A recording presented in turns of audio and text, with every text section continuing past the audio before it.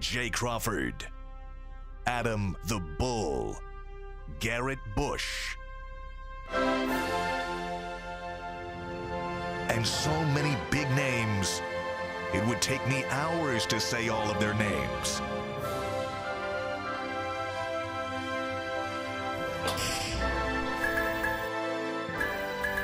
The ultimate Cleveland sports show.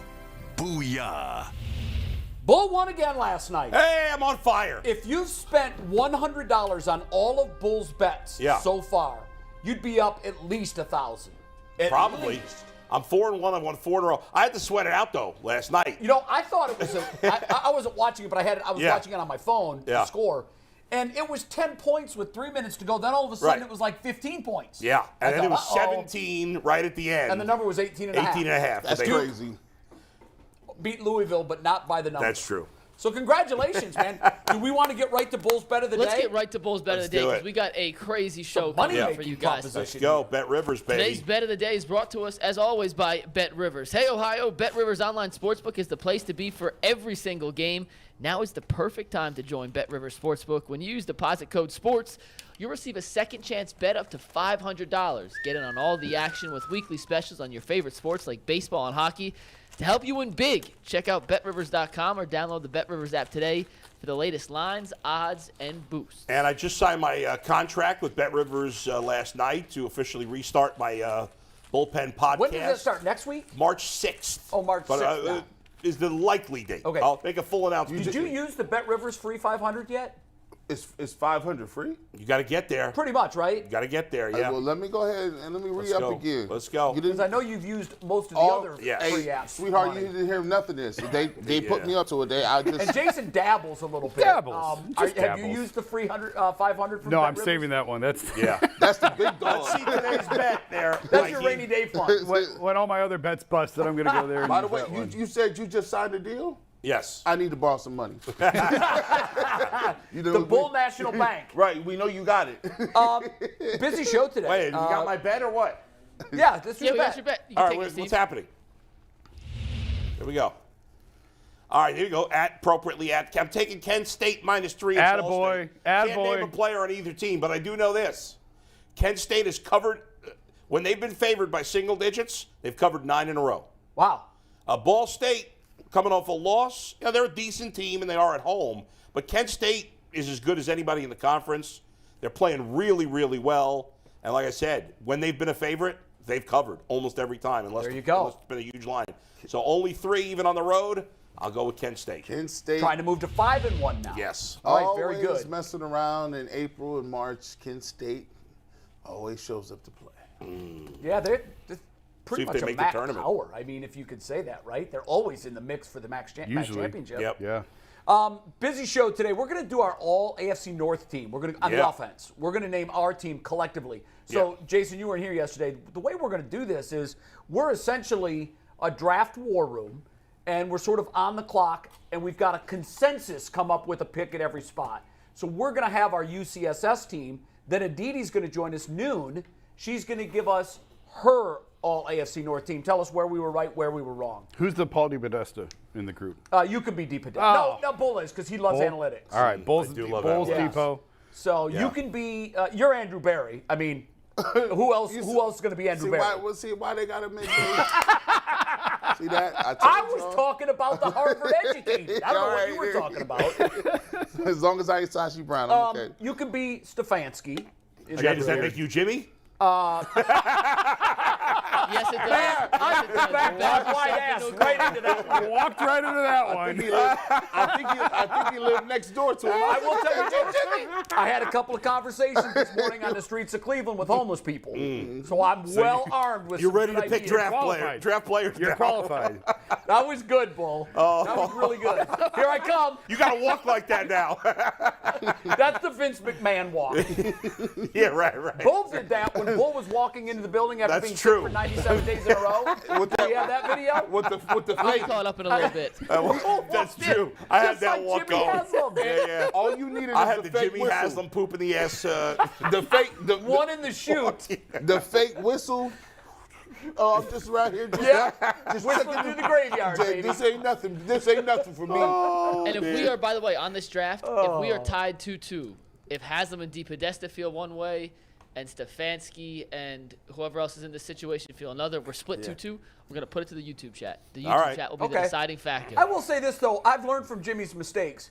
I will acquiesce to the other. Like if there's 2-1 and it's my vote, I'm going with the majority. I'm not going to be the smartest man in the room here. Because I got to tell you, when it came to the linemen, I'm like, how the hell do I know? I know Joel Bitonio is the best guard. Yeah. Other than that, I don't know. For the non-Browns players, I looked at, and I know the Bengals players, but for the Ravens and Steelers, I looked at PFF grades for just the offensive line. Sure. Yeah. But the skill position players, I thought by the way, I thought the team was very easy to put together. Yeah, not that hard. Although there's not a lot of good tackles in this division. No, I'm not talking about the line. Here's what I did for the line. Okay, Bitonio's on it. Yeah. I'll let the other guys pick the other 4 spots because I have no damn idea, and I'm not going to pretend that I do. Yeah. I think, years ago, even last year, going into last year, I would have had a couple of other ideas. Yeah. But there was such fall-offs that I don't know. Yeah. So Aditi's on, and then we're going to talk about Jason Kipnis finally retiring. Mm-hmm. His contributions to Cleveland, how he'll be remembered here. Yeah. And we'll also talk about the Guardian that we're most I think he's the excited third greatest Guardian of all time. Stop it, G. Boy, he's stealing your title from Duke of Knee-Jerk. Dude, listen, he's the Prince of Knee-Jerk. He's a serviceable I think he's the third greatest second baseman of the last 20 years. Well, that's a slam dunk. 20 years, because I don't know, Robbie Alomar, That's Baerga, true. and Kipnis are the triumvirate there. For But now. you'd have to go back more than 20 years for both Alomar and for Baerga. And Andres Jimenez, Jimenez is coming. He's coming Past him. fast. Yeah, you're right. Jay, how you been? Wait, question on Jimenez. Good. Yeah. Question. We're doing second baseman top 5 tomorrow. Okay. Jimenez will be on that list.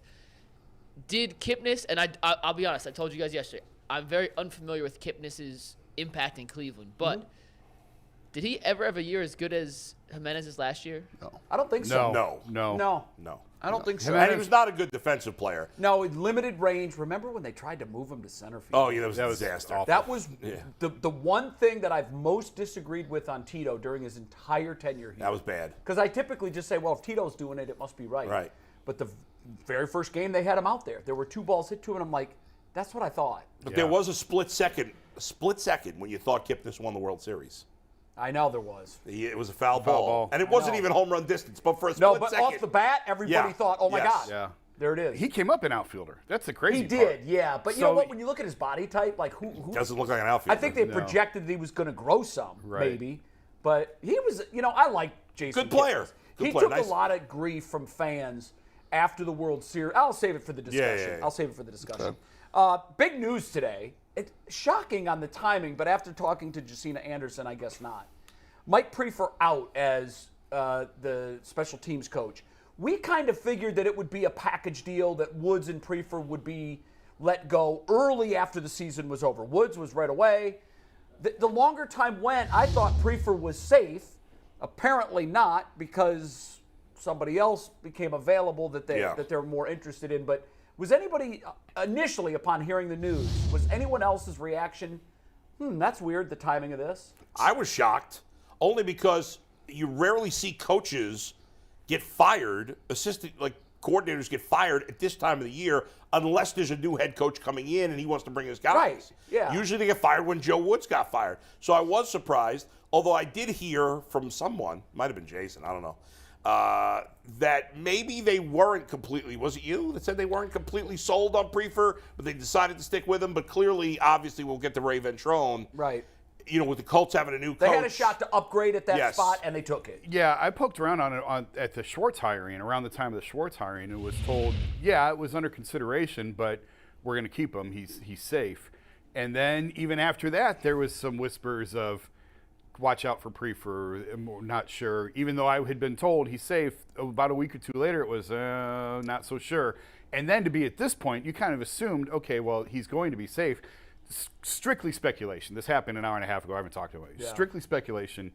I'm guessing Shane Steichen is going into the Colts and told them that he was not going to be retained. Ventrone had permission to go look elsewhere, and the Browns agree with what you said. They jumped on it. They saw him. They liked him better than what they had, and they just upgraded the spot. That's what happened. Yeah. By the way, the hiring of Ventrone is not official yet, but Right. you can read the team. It's trending that way. Yeah, I mean, Colts the had the Browns number asked for it, 5 were given special permission. teams in the league last year. Which Which is curious why why'd they be willing to just let him go? Yeah. Who? Espe- Ventrone? Yeah, the Colts. I said the same thing.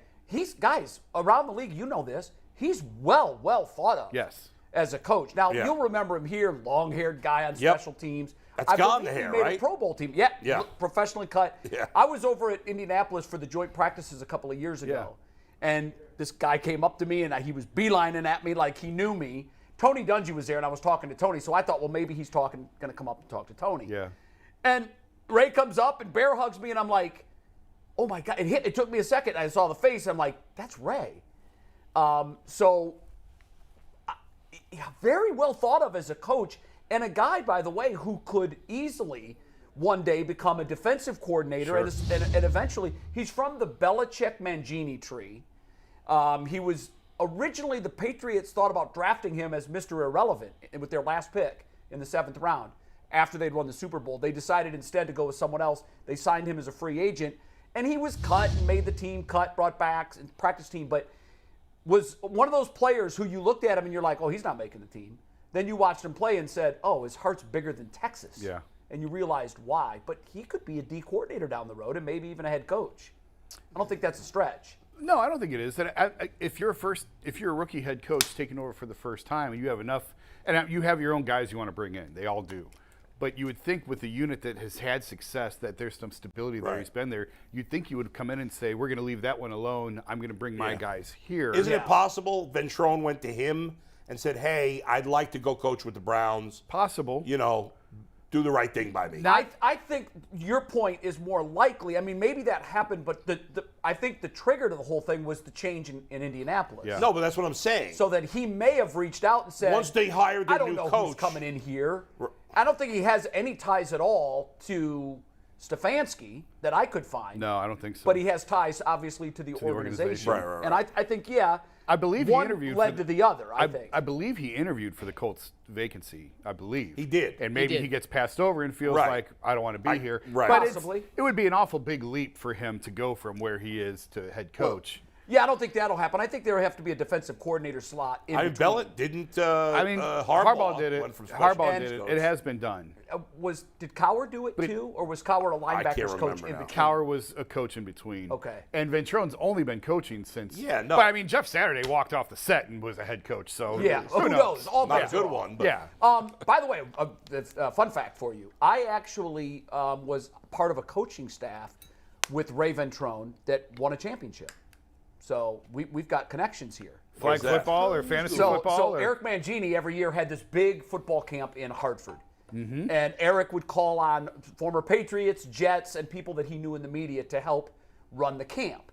And at the end of the camp, they split into 8. It was a huge camp, hundreds of kids.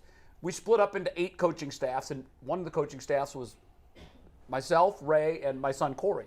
Eric wanted Corey to come there and help coach the kids on some speed technique. Yeah. So we were coaching together, and we knew right away. We drafted the fastest kid, because Ray was fast. We drafted the fastest kid and the kid with the best arm. And so it's a round-robin tournament. You're going through play. It's an all-day thing.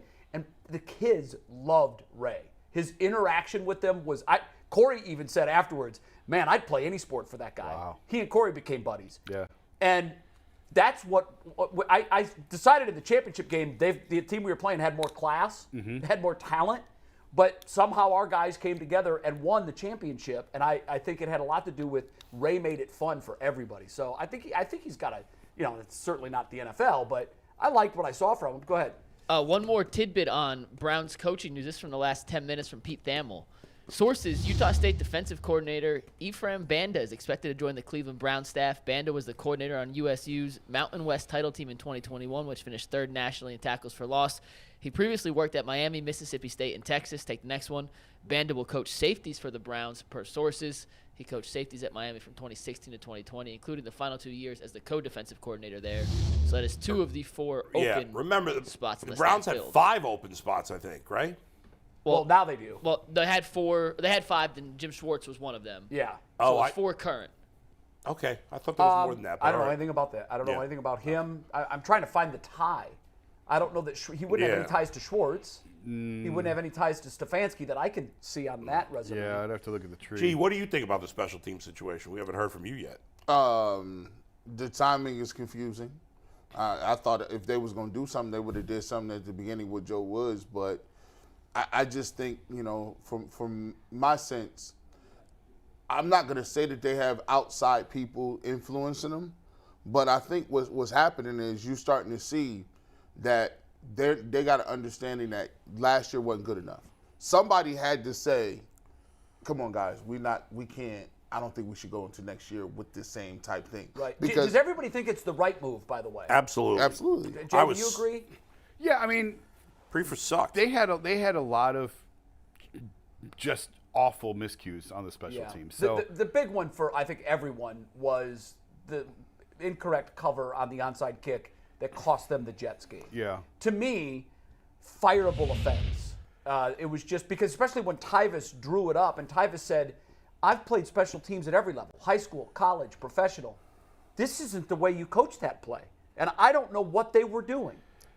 I poked around on that, and I think that was actually the way that they coached it, which you could say that's what because it goes back to, and I'm doing this off the top of my head, and I should look at notes, but it had to do with they have one less person up on the line now than they did before for safety reasons, and that changed the way some teams block this now. The lines have to be balanced, right? Yeah, I forget now, and I don't want to say something incorrect, but it has to do with the fact that there's one less person up on the line than what there was before.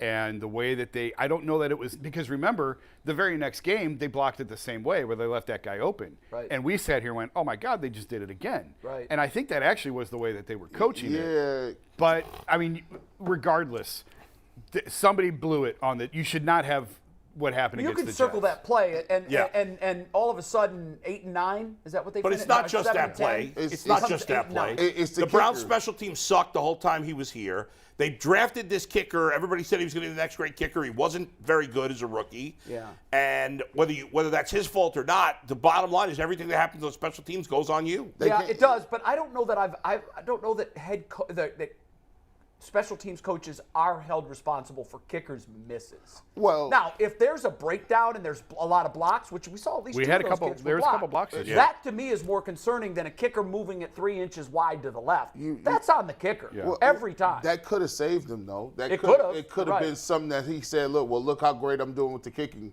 game. Like the return game for 3, 4, 5 years has been they did have an unfortunate injury. They addressed that position, and then boom, right away before the season gets going, he's out. Yep.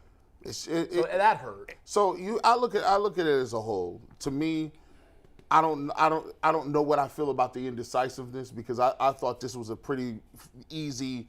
We're gonna move on just like they did with Joe Woods one game afterwards.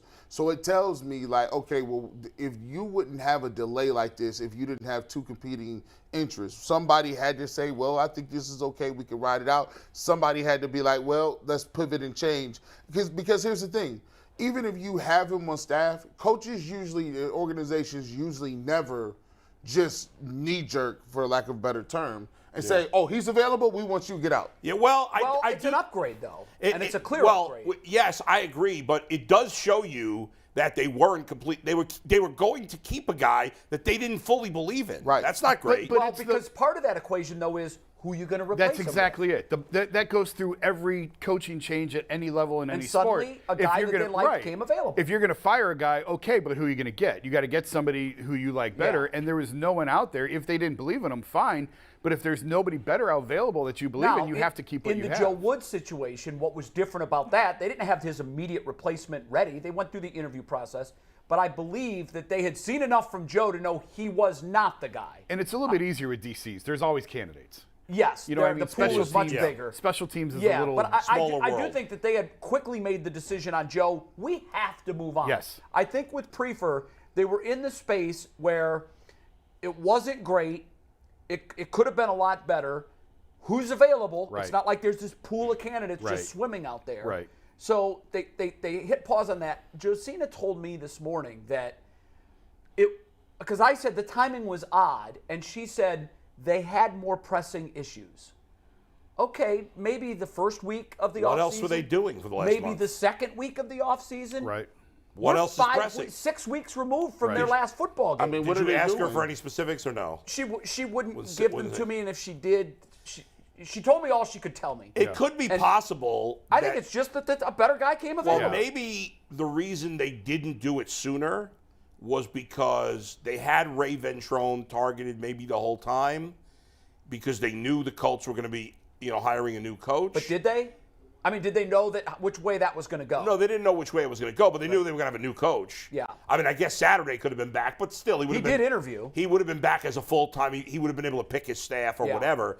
And so maybe they were like, listen, let's not do this right now in case Ventrone doesn't become available. We don't want to rush and hire somebody else that we like Ventrone more. Who knows? In the end, it doesn't matter because in the end, they made the change and they got a guy that we all like better. So, Question for you guys. yeah. The Colts, in theory, can block the Browns from interviewing him because it's a lateral move. Special teams. Yeah. Special teams. They've already given permission, though. Have they? Yeah, it's what I read. Now, could have I been. heard the Browns requested permission to interview. I have not seen the Colts had granted it. But you may be right. I thought I read this morning that they have requested and received permission. Now, I read so many articles But this if morning, that, I could be yeah. wrong. I mean, if no one else yes, saw that. I did. I don't remember seeing that for sure, but Knowing how the politics work, I would imagine that they don't make this move unless they have assurance from the Colts that Probably. he's I going to would become think available. so, too. Right. Yeah. I mean, And the way that certain reporters are tied into certain factions of the organization, and when things come out, I look at it and go, that came exactly from Yeah. inside the talking about building. the Pelissaro. Yeah, Yep. that's exactly what I'm talking That's about. what I'm. So that comes from directly inside the building, and Yeah. for him to put that out makes me believe that the Browns have assurance from Now, the Colts it could that be a he's going to become miscalculation available. on the Browns' part, It too. could be. It could be. It's a But ju- usually it's not. They've miscalculated a time or two before. They have. Fair. But yes, in this usually case, you And probably. Jay, it's my understanding, at least in my recollection of how these moves go. Oftentimes, DC coordinators don't always get permission. Coordinators in general don't always, but special teams, I believe, in my memory, it's different. Like, I don't think I can remember a team standing in the way of a special teams coach from interviewing with another club. I mean, you have to somehow make it a upgrade in some way. If it truly is a lateral to lateral move, you have to give him a different title or Right. something. But in this instance, if you know you're not bringing the guy back, it's only fair to do right by the guy and say it's not going to work Sure. here for you. You have our permission, our blessing. Now, to go maybe look they elsewhere. want the new coach in Indy to meet with Ventrone before they decide, because if I'm the new guy coming in, I might say, well, I want that guy. Right. I But I think what that Jason, guy. I would imagine that's I already think what happened. Jason's You saying. think it's already happened? I'm guessing. that Or had to perhaps have. he already has a guy in mind. I'm guessing. I'm He's totally saying- guessing on it. He's saying it's a gentleman's permission slip. Go ahead out here. You can look for what you. It does you no good to retain somebody who obviously might want to go somewhere. If you're a special teams coach and you want to go somewhere else, I mean, it's a special teams coach. I'm not going to hold you back. And Right, be right. like because I can't that ain't- remember it ever happening to a special Like- teams coach. But Look It at is what it is. look at the Browns actually being, in theory, a team that somebody chose over another team for an equal position. That doesn't happen very often. Well, if he's on his way out in Indy and he knows he's on his way out, yeah. By the way, If- and Yeah, there's yeah. not many jobs, like Mike Priefer's in trouble in terms of getting Yeah, a job because for next year. that's why the timing There's to not me many was odd. openings. The reason these firings typically take place right away Because- is because that's when the job pool opens Right. up. you want them to give him a much runway to get another job or to interview with somebody else. Right. And so, I mean, this is awkward. This February. It's about to be March. Yeah, but the combine's next week. Maybe He'll he have can go to the opportunities. Colts. He'll have opportunities to network. Screw up their special teams. So, by the way, you guys, I just automatically look at it like this. Something tells me people are being motivated inside that building. It's the vibe is, oh no, we only got a limited time. We better make this worth it because everybody ain't gonna be back here. I don't think they had to can't fire lose the the game. special teams coach to know that. Everybody knew that. Yeah, well, he everybody was gonna knew. go. Yeah. You can't lose a game, though. I know special teams are a huge part of it. Missed kicks are one thing. You know, you can't always look at the coach for that. Again, unless I said before, there's blocking scheme issues. But when you're not covering an onside kick that you know is coming, it wasn't a pop quiz. They knew it, they were ready for it, and they got totally snookered on it. And the thing of it is, I think the new recovery rate on or success rate on onside kicks is like 5%. Yeah, If I'm not mistaken. It's low. The rule is And for the thing receiving that's team to recover. stuck in my head, and maybe I'm making too big of a deal about this with Mike Priefer. I go back to Minnesota. He's a special teams coach with the Vikings. They trade up to draft Daniel Carlson, number 1 kicker in the draft. They take him right around the time that the Browns took. I forgot his name. Browns kicker. Austin Seibel. Thank you. No. Cade York. Cade York. Okay. And Carlson is a disaster with Minnesota. Has one bad game. Started misses like as 3 kicks. Yeah, as a rookie. Has a terrible game, misses 3 kicks. They cut him. Yeah. He goes to the Raiders. He's now one of the best kickers in the league. Now Yeah, the that's Browns the have a mulligan rookie. they'd like to have. Yeah, now the Browns draft this kid, Cade York high, struggles through an inconsistent year as a rookie. The common denominator in that is Priefer. Now, again, I've yelled multiple times on the show, hire someone who is a kicking specialist for these Right. kickers. It doesn't make any sense to me that they know. don't, but I know a guy. Does it I bother know you said he likes Texas and he There's- doesn't want to move. yeah, there's a guy But in for Texas who crying knows out that loud. stadium Do awfully well. any teams have that guy? Ravens Baltimore. It's so weird. And by the way, who's got the best kicker? Now, Yeah. I'm not saying he's a product of Tucker's a product of their kicker, their coach.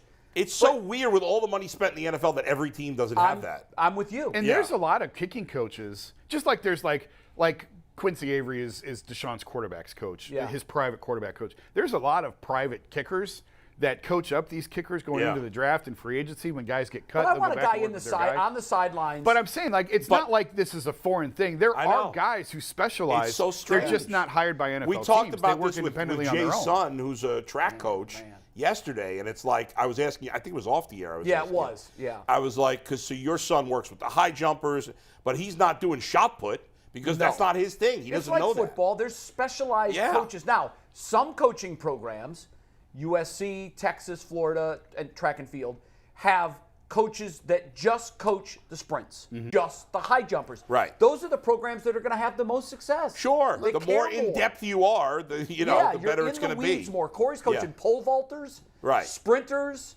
and jumpers. Right. That's a lot. That's a lot. Let me ask y'all this question. When Stefanski got sick, right, with the COVID thing, right? Yeah. He had an opportunity to pick anybody on his staff to coach against the Steelers. He didn't pick Woods. He didn't pick Van Pelt, even though it would have been a natural progression because he calls the plays, right? You Yeah. would have thought that Van Pelt would have called the plays because it been his choice for coach, but it I wasn't. think Van Pelt did call the plays though in that game, didn't he? I think Van Pelt called the plays. I and think- Priefer was I actually think the head the coach. reason- So why would he pick Priefer? I think the reason is because it leaves your offensive coordinator, defensive coordinator to still do their jobs. Yeah. It's the least disruptive. Yeah, Right. the only thing Yeah. that changes now is the overseer. Right. If you take Alex Van Pelt and now he's the head coach, he's doing something that he doesn't do, call the plays, and he has to handle clock management for the first time. Right, So- that's too much. So I look at it. I mean, but you'd have to say if you're a Priefer type person, you're like, well, listen. I mean, this is a guy who won you. He won you a playoff game. I mean, This is a fact. He I did mean, win the game. He went into Pittsburgh and almost dominated them.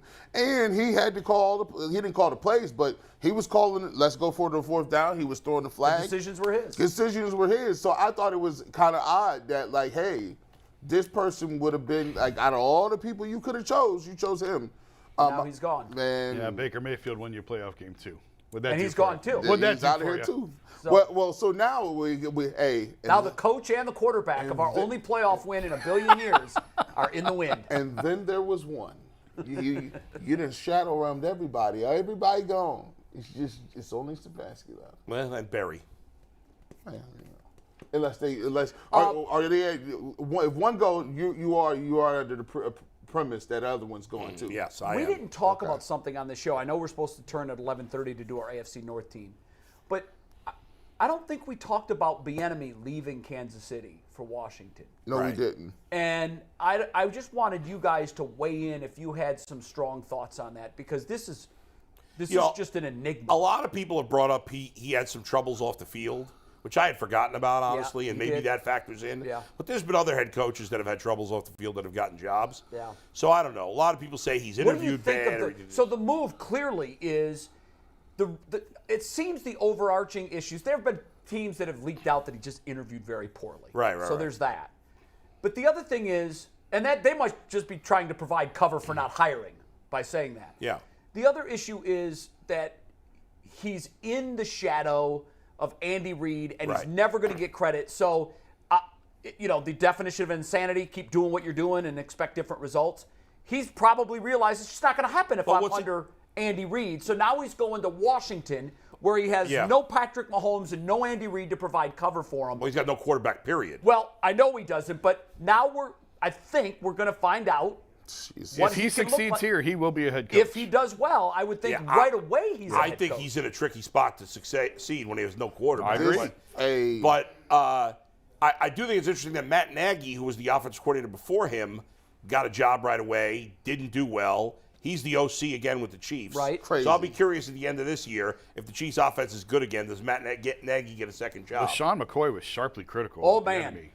Sean McCoy's got an axe to I'm grind, just saying. no doubt, yeah. Well, he didn't just sort of offer criticism. Yeah. He just flat said, what has he done that's good? Yeah. And he flat said, I'm sorry, that is not his offense. Andy Reid he designs the offense. And he said, as for the play calling, the duties are split. But he was even talking about his coaching technique in practice. Very critical of that. He did him no favors. Yeah. And I was surprised that McCoy got no pushback at all from the panel that he made those comments on. Everybody just sort of sat there. Like yesterday, you dropped something and we all just looked at you and said, well, that's low-key true. And everybody on the panel could have fired back and said, whoa, whoa, whoa, whoa. Who was this panel? Who was on this panel? It's Emmanuel Acho. Yeah, and two Acho guys I haven't seen. And I was surprised Acho didn't push back, to be completely honest. I just thought that I wish I had been on that panel because I would have dug down. I had a million follows. The reality is, we often judge whether a guy is going to be. I don't know that Eric Bieniemy is going to be a good head coach or not. We often judge whether a guy is going to be a good head coach based on their success or their perceived success as an offensive coordinator or defensive coordinator, which in reality is not necessarily an indicator for being a good head coach. Let's just look at, if you look at the Belichick tree, for instance. Yeah. All of those coordinators that were heaped praise, one after another, on both sides of the ball, went and flamed out and failed miserably as head coaches. Everywhere they went. Some of them, many of them, failed twice. Yes. Bill O'Brien. It's like they all come home to roost at one point. They've all have gone back to New England after leaving. And then they go get another job. And then they fail again. They fail again. Right. Like, here's the thing. Come on, Shady McCoy. Like, listen, you can talk about what you want to talk about. That man has rings. It don't, like, you can say you don't like what he talking or what he putting down. All I know is he's inside the building. All I know is he's calling the plays. All I know is he's doing what he's doing. At the end of the day, there's people that are less qualified getting positions who have never called the plays, who have never sniffed a call sheet, and they just give new rookie guys. Like Jeff Saturday came right off the set. Come on over here, just come get it, right?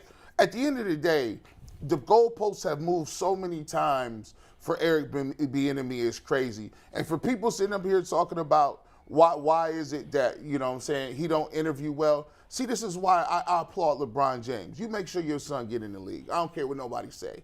You make sure you pull every nepotism move you can, and they going to draft him, and you leverage what you can to get him in the league. Because at the end of the day, it's the haves and the have-nots. Well, that's what people do. That's what people do. They use their contact. They use their contact. They use what they got. And even after Andy Reid come out and say, this man has done X, Y, and Z, still can't get a job. people still won't give him a job. And you say listen, there's all kind. I know Rex Ryan can't interview good. Half this, like, what was Joe Woods saying in this interview? He couldn't even tell me why you didn't cover nobody. The proof is in the pudding. At some point in time, you just got to say, well, I'm not trying to hire him. And if I was Eric Bieniemy, I would tell you, I would give you this one point of advice. Go talk to Flores. Do you know what this means? You're going to have to perform twice as good as they do for you to even be established or get a job. If he does it again, he's hired, period. But he has no quarterback. So, so now they said, think about the extremes here. You go from Patrick Mahomes and showing Patrick Mahomes what he can do and winning multiple Super Bowls. They want you to go prove it for the worst organization in the league. In defense, though, in all likelihood, the team that he would have become a head coach for, they don't have a quarterback either. But that's why they're looking for a new head coach. But it's not a lateral move, though. No, it's not. I'll take that chance with 1-32. The shame of it is he's got to leave Kansas City. That's crazy. To make that next step. Right. Here's my hope. When I first read the news, I thought, wow, that really sucks. That sucks bad. Other guys with far less credentials and success have leapfrogged him to become a head coach. And this guy has to go to a team with no quarterback and start basically from ground level zero and crazy. prove it all over again. Now, in a division that has the NFC champs, it's the two toughest other division of decent football. teams. Yeah. Here's the good news. Yeah. If he does it, this nonsensical talk about who gets the credit. Yeah. He's going to look like a shining star in the If sky. they have a decent offense, they're not going to have a great. Just be above average. Yeah. But that's the. It's got some wide receivers there. That's the point. Like if you're Matt Nagy didn't have to go prove if it somewhere you're a else. black man, we've listened to this for years. Right. If you just go be twice as better, we'll give you a shot. Yeah, that's a different. That hits different. Yeah. Like I gotta be perfect. I gotta do it without a quarterback. I gotta do it with Dan Snyder looking at me. I gotta do it with no picks. And it's like I've shown you my worth. You know how hard it is to get to a Super Bowl. We should know. We've had hundreds of people come try. They're all terrible. This man has done that. His bosses, his superior, has told you that this man is worthy of it, but he has to go start from zero and prove it again just because, well, I like him better. A former beat writer, NFL beat writer, who's retired as a journalist, but he was a longtime beat writer, I asked him his thoughts about this, about the whole thing that he's got to move. And here's what he said. He said, you can look at it as a negative, and it's not fair that he has to do it. However, this much is accepted league-wide, and I want your thought on this. He said, whether or not Andy's calling 48% of the plays or not, Andy's done everything he could to try to help Eric get a job. He said, Andy's willing to do that because he knows that the train's going to keep moving. Mm-hmm. He knows, like Belichick knew, when you lose all of these coordinators, I've got this thing going in the right direction. I'm going to be fine. So Andy's doing everything he can by coming out and saying he calls more plays than I do and coming out and trying to prop this guy up. But what this reporter told me and made sense, it just sucks. It sucks, that's reality. But he said, in Washington, he's going to now have the opportunity and the privilege to run an offense without Andy looking over his shoulder. And that's when we're going to see Eric Bieniemy blossom. So it is kind of a sink or swim scenario, because if he fails miserably, guess what the narrative's going to be? It's already written. Right. But if he succeeds, he doesn't have to. He doesn't have to take the Redskins. I know, but it's not an apples to apples. It's not, and it's not. We got to move on. But go ahead. Washington wasn't terrible last year. Like there is some talent there. They don't have a quarterback. They've got a nice young running back. No, they do have good pieces. They've got nice receivers. They got no quarterback. My hope for him is he takes them and wins the NFC East. If he wins the NFC East, he's head coach next year. Here's the thing that's frustrating. I think they can boil it all down. If you go to the Super Bowl, your coordinators get jobs. Period. Like, and it happens. Just about exclusively. Look at the Eagles. Look at Philly. They win the Super Bowl. No, you know what? I'll tell you what. Lose the Super Bowl, but both their Bengals coordinators didn't get jobs, which I'm glad. No, but you're right. Yeah. But however, it would have been 3 Super Bowls ago. The 2 coordinators that played in that Super Bowl are now on different teams, but not as head coaches. Byron Leftwich fired in Tampa Bay, and Eric Bieniemy had to move for a lateral job. But you're right. I'd be curious to go back 10 Super Bowls and find out how many of those 20 coordinators got head coaching jobs the next year. Right. Within It'd be a great research project. I think we should leave it here, get to the AFC Yeah, we do. North We have to go. And I'm sorry to take us off track. Yeah. I just felt like we had let the Bieniemy thing come and go, and it just popped into my head. I would have said something prior to the show had I thought of it. AFC North offense. Start a quarterback, right? Yeah. Okay, welcome into the UCSS War Room. We're going to put together the UCSS AFC North All-Star team. We're going to name 2 quarterbacks. We need a backup. They get hurt a lot. Is this even a discussion, guys? No. I'm obviously Burrow's the starter, and I think Lamar's your backup. Until Watson proves anything more, anybody got a disagreement with that? I mean, you said yesterday you might think that DW is the guy. You know what? I'm going to take Deshaun Watson. Well, you're outnumbered 3-1. So Lamar it is. Well, G, make the case real quick. Let's just make the case. It is an interesting discussion. Well, here's the thing. I don't know. Long term, I think Deshaun Watson's play is more comparable conducive to making a long-term push or something. Lamar Jackson is electrifying. He should get his money. I'm on record saying that. But I don't think his play style is going to lend itself to being on the field all that much. I think Deshaun Watson is a better thrower than football. I think Deshaun Watson reads defense is better. I think Deshaun Watson has better awareness.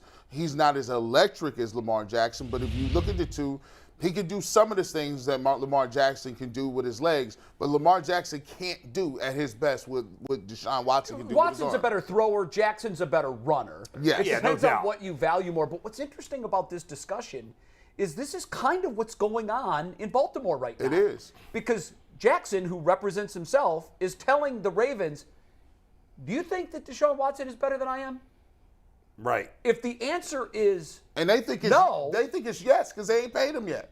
well, the problem for Jackson, though, is then that's what I want. No, I want don't his agree bag. with that. I don't. Yeah, think, I don't know that that's true I think either, they're but saying the Browns are lunatics. I think following that. they are, but Hold on. But Jackson's saying if that's the market, and that's what the market is. But they're saying Daniel Jones want $45 He ain't million. getting that. The Giants said they are not coming I close to don't. that number. It's not about what the Giants will give him. Daniel Jones is on record saying that's what That's he okay. wants. Baker Mayfield played it, but Yeah. talked his way out of town Yeah, too. I- Final thing see. I'd say, if we're really making a team like this, I'm going to assume Burrow's going to be healthy, right? I could use Lamar as a gadget player as my could. backup quarterback. yeah. 4th and 1. Yeah, 4th and 1. Yeah, you're.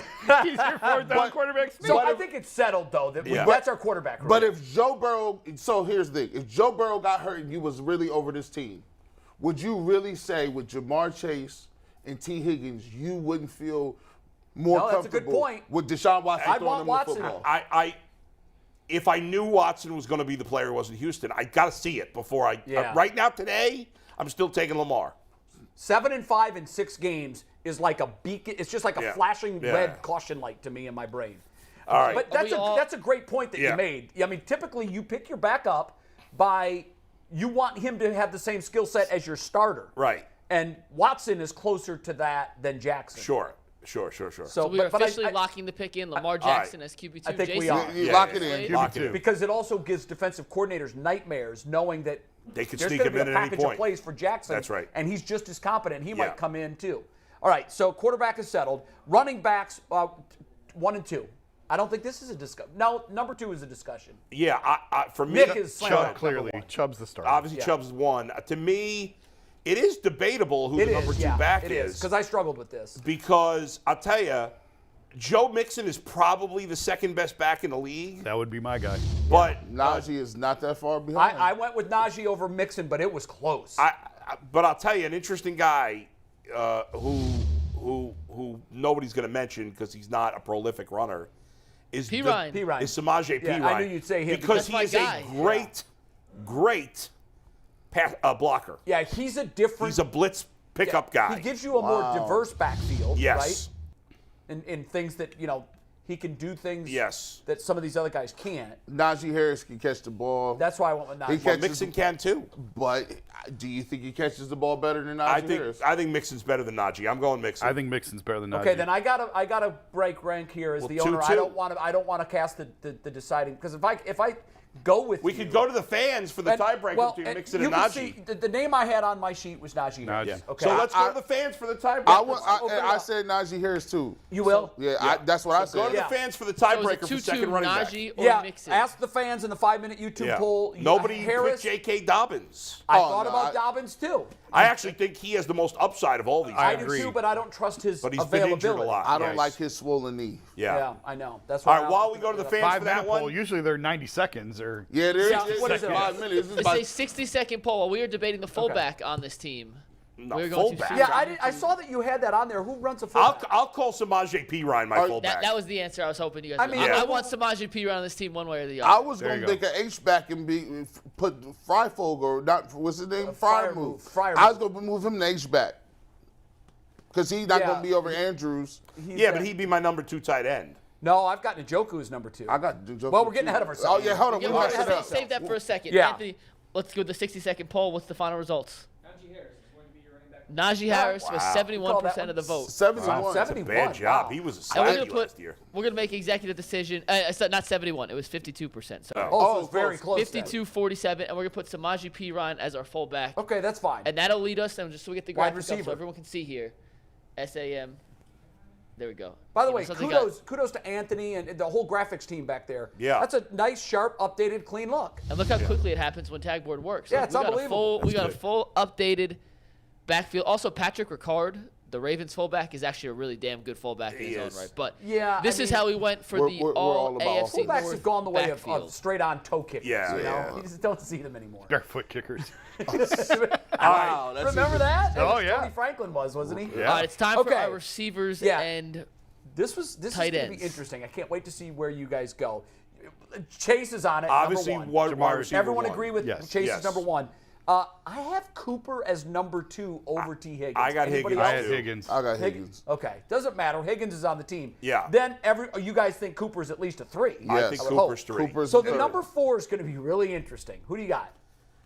Let me just think about it for a minute. So our choices are between, we've got Deontay Johnson. We got the kid, what's his name with the Steelers? That's his name. George Pickens. George Yeah, Pickens. Pickens. Who's Baltimore's Might got ultimately be- Rashad He Bateman, who might was be hurt all last one year. the in one. a year or two. Tyler Boyd is a veteran.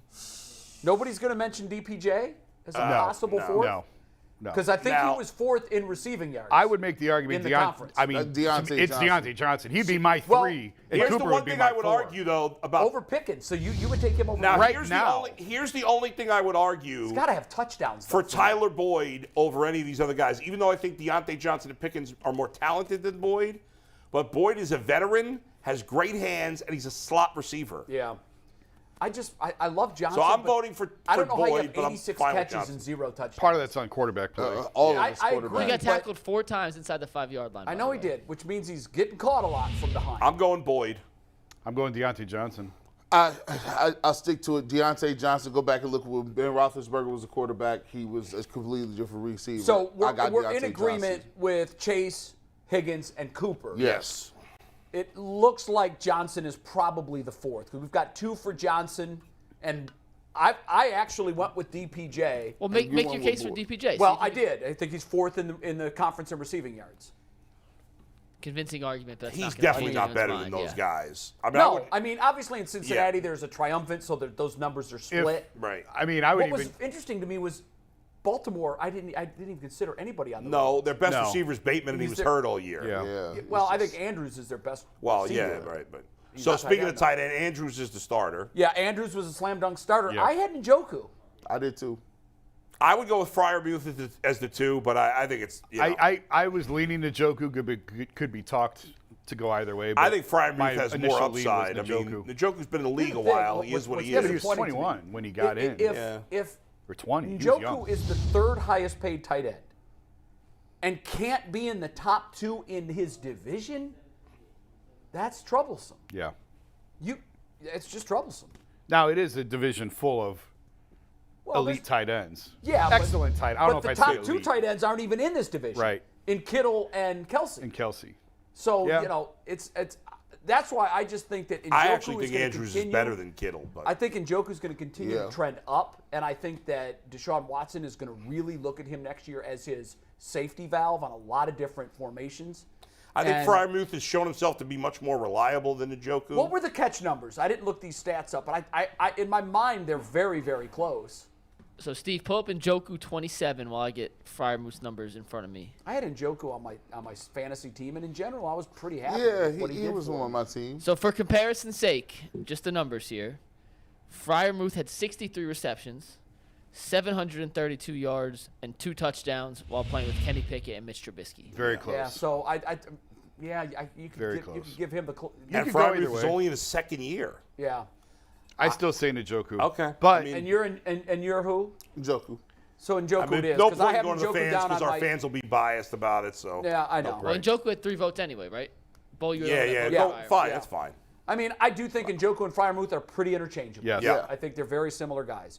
All right, on the offensive line, as I mentioned, my only contribution is Joel Bitonio, which is a slam dunk anyhow. He's the best guard in the conference. Yeah.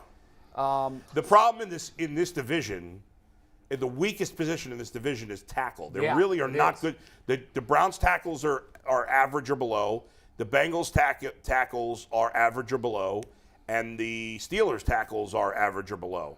Ronnie Stanley Stanley's is pretty good, but he didn't have a very good year according to PFF. Oh, he didn't? And their other tackle, whose name's now escaping me, Morgan Moses. he actually had a pretty good year, so I'd probably there are like 5 good guards. We might be better off starting some of the guards. okay. but Go with the other guard slot. Who else do you want? because I'd go with Wyatt Teller at right tackle, but See, I Kevin Zeitler of the Ravens and Alex Kappa of the Bengals are both really good as well. But I would start Teller and I would start At right guard. Bitonio at guard. Teller, I don't think Teller had a very good year. I No, know he he was had- a Pro took a Bowl. step back. He was hurt. He still had the second or third highest PFF grade of guards in this division. did he really? Yeah. He did take a step back. I would. But I'm not basing it only on last year. I Right. think you Right. got to base it, you base it however you want. I'm basing it on last year. Well, here's what I'm basing it. This isn't a team that's going to play a game in the past. My team's going to play 2023. I'm projecting next year. Yeah. And Well, with Teller trending down, my fear is that's going to continue. I wonder how much the calf lingered all year because Yeah. he was an absolute rock. Lower extremity for Yeah. an offensive line is It's like poison. Ever. Like, you're not going to get the push. You're not going to get the bend. You're going to get beat on So let's pass give him the rush. benefit of the doubt. what I would do is have Teller and Bitonio at the guards. I'd have Tyler Linderbaum, I think he's either a rookie or a second-year guy with the Ravens Ravens center. center. I'd go with what's his name, Morgan Moses, or the other guy, Stanley? at one tackle, and maybe go with both of those guys at tackle. Maybe take Alex Kappa of the Bengals, who was a really good guard, and put him at right tackle if he could play it. You know what's messed up? People don't. Ethan Pochich was rated by PFF the 3rd best center, right after Jason Kipnis. Where was Linderbaum? He had In to be the up league. there too. Tyler Linderbaum was 6. Yeah, but he played the whole season, didn't he? The other thing is Oh, we don't Pochich know did. that he's a free agent. Missed a Pochich. couple games. Yeah, Pochich. Pochich missed a couple games. I mean, but Ethan Pochich has a much better pass block grade. Pochich pulled a Joe Flacco. Yeah, I mean I he's hear gonna ya. get paid, isn't he? I'll take the 6th guy who's in his 2nd year in the league I think he's a over rookie. the 3rd guy who He's a missed some rookie. time. He's Or Pochich first year in the is league, young yeah. too, but I think that there's probably a little bit more of a track record Yeah. with your guy. Yeah, a little yeah. bit. I think so. So who's their center? You know his pass block grade. And Pochich is a free agent, so you can't count him right now. That'd Linderbaum. be like putting Kareem Hunt on the team. We're not putting Kareem Hunt. I don't like Ethan. He did play about 300 more snaps than Ethan Pochich, Yeah, that's a big difference. but his pass blocking grade is a 53. He was a rookie. 53 is a 53. Real was quick, Pochich? G. Bush. I don't know Pochich how- is I don't- 71.5. What was But his how much run- does PFF put into consideration that the Ravens' passing offense, especially the second half of the year with Tyler Huntley, was essentially non-existent? A And I'm disaster. just asking how. What was they Linderbaum's do that. run blocking grade? Had to be really good. 84.2. That's It was pretty good. sensational. Okay, you want to go with him? Run block for Ethan Pochich is a 79.1. Still good. Still very good. Very good. But again, it'd be But like Pochich naming is a free Kareem Hunt. agent, so I don't think It's we a coin consider flip. him. It's a throw. I wouldn't. It don't matter. Okay, so what have we said? I say we go with the Ravens tackles and center and the Browns guards. That's Yep, I that's think my that's, vote. I think that's about it. so Interesting we're that gonna the update the team graphic that here. won the division doesn't have anybody on Anyone. the offensive line. No, But they have the Kappa, best skill position, Gee, top yeah. to bottom. Kappa was the only really good player on their line, and he's not as good as Teller and Bitonio. Yeah. Yeah, that So wide receiver. The rest of their line is just mediocre. All right, so I think that That's our team. that wraps up the exercise. I wonder how that would compare against other teams in other divisions. By the way, not to be like Amari Cooper's grade is an 81.2. Jamar Chase is only at an 83. Yeah, I don't care about PFF grades for wide receivers. See, you use them when they're You're right. convenient, You're right. and No, toss them out like- I've always said that. when they're not. For me, PFF grades are for the positions that don't have stats. That's how I personally look at it. Yeah, because there are other measurables. I mean, I just use my eyes. That's all. I'm not Yeah. grading anybody. I just use my eyes, and to me, Chase There's is no comparison. the best receiver Yeah. in the division. Yeah. And honestly, I think I would have thought hard about putting Pickens on our receiver core. There were a lot of good Ultimately, we choices for the didn't. fourth receiver. Yeah. Just so you know, Freiermuth 75.5 grade. David Njoku, 73.7. So it's negligible. They're pretty much the same person. Interchangeable, yeah. And their stats were very, very similar. Yeah, very similar. I didn't know if one of them was considered to be a much better blocker than the other, but there were times this year where I thought Njoku was. Oh no, terrific. he's come a long way. Absolutely. Yeah, because before he thought of that as an afterthought. Yeah, he's done a marvelous job at improving. So who had the least amount of players? Was probably the Steelers, right? I think the Ravens. Steelers. I mean, we throw two. No, we had three offensive linemen for the Ravens. Yeah, but who? And Lamar Jackson. Steelers. Lamar and Mark Andrews. So there was five. So that's Steelers five had two, for right? them. Najee Steelers had and Fryermuth and Deontay Johnson. Deontay Johnson. Yeah, so they just had two. And did we go Najee or Mixon? Which one did we go with? I think And the fans Najee. voted We Najee. fraudulently went with Najee. So the Steelers had 3. The Ravens had 5. How many did the Bengals and the Browns finish with? Bengals had. Do we have the graphic done? or no? Yeah, we can start here. Take it from the top, Steve. You got it right here. So this is the offense. We have, and they keep tally here. We got 1 for the Bengals. There's 2 for the Bengals on that list. We got 2 for the Bengals on the list. 1 for the Browns, 1 for the Ravens, 1 for the Steelers. Next one. Anthony only has 2 hands. I'm asking Okay, him to do let's get another hand hand, pass Anthony. here. Let's get it together. There's 2 for the Bengals, So 2 4 for the Browns, and 1 for Bengals the and Steelers. 4 Bengals and 4 Browns, I think, right now. Well- Tight end 1 is not Njoku. That's Mark Andrews. Tight end 2 was in. Oh, okay, yeah. That is Okay. Anthony's bad. That's a mistake. Right. I'm only hiring APs with 3 hands next time. Yeah, that's a If good when idea. Anthony and Earl go on, if you want to apply for their position, you need to have 3 hands. Can we see the next list? And next for the offensive line, yeah, 3 and 2. 15. 3 for the Ravens. So there's 2 15 players total, 16 players total. You got 5 Ravens, 3 Steelers. 5 Browns and 3 Ravens? Or, no, 4 Browns and 4 Ravens. Yeah, 4 Browns And 4 Ravens. and 4 Ravens, correct. Okay. And the Steelers have 3. And you know what? Interestingly enough, like that's, the Steelers No, there were had- more than 4 Browns. No, the 2 guards, Tyler, Nick Chubb, Yeah. and Amari Njoku. Cooper.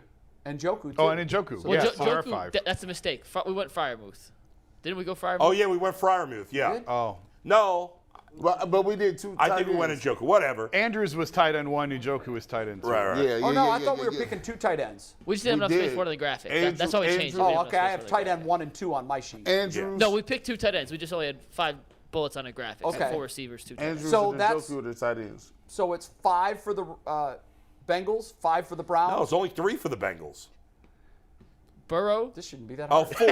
What the hell are we doing, guys? Yeah, it shouldn't. Count 'em Burrow- up. You got all of them in there. We can't see all of them. Yeah, at yeah, once. not the let me- sharpest let me, tools in Let the me do the shed. math while we can't see. We don't have It's hands. 4 for the Bengals. Burrow, the 2 wide receivers, and Samaje P. Ryan. That's correct. That's 4. Okay. It is 4 for the Browns. No. Unless we're 5 taking for the Njoku. Browns. We are taking Njoku. 2 Yes. tight ends, yes. Anthony's really throwing me off here with the Njoku instead of Mark Andrews. Yeah, and, that hurt. Fryermuth. Yeah. That one really threw us off here. I don't know why that was So throwing you off 5-5, much. 4. Take back what I said about good job on the graphics. Yeah, I'm kidding. Do you think you could cut off his hand? He'll grow a new one. Maybe one that works. maybe. They could. Like a salamander. Put it in a chia pet jar. And I bet another one would just miraculously appear. Anthony's glaring at me very, very upset right now. Yeah. All right. But he did a good job with the graphics, even if No, the we have graphics to did add, look we have good. to add one more bullet point to one of those. But other than that, Okay, very good. well, it doesn't fit 6. It's not Anthony. We just That's right. we did the best. But we I could with mean, what we had. you know, when you start slicing this up, talent-wise, the Browns are right there. I mean, in terms of number of guys that are on this team. Now, it might have something to do with their bias. I mean, I we'll don't see think what, so. I don't think I don't so. think so either. The only bias could be Njoku over Fryermuth. and Wyatt Yeah, Teller. for the second I think And you we- can and make maybe the Kappa. Teller. Maybe Teller. And we even Kappa took over Poaches Teller. off the list. Like, and he was rated well, third. but we're not But going he's to a put free Kareem agent. Hunt on the list Yeah, either. yeah, And he's right. a free agent. Yeah. Not that I would have put Hunt on the running back list anyhow, but No. well, we're a Yeah, minute away I like from- the list. The we're- only beef I have is Najee over when Mixon. we get a but- final tally on players for each team, let us know what that works out to. All right, we have it right here. If we believe Anthony's math, which I Okay. do. Questionable. Is it better than the spelling? Bengals have 4. Okay. Ravens have 5. Steelers have 2. Browns have 4. The But they've got the Kappa, quarterback. Teller, yeah. So, all right, very interesting. Yeah, the We're gonna have defense. Aditi on in a few minutes to the defense give will us her be list. a lot more debating, I think.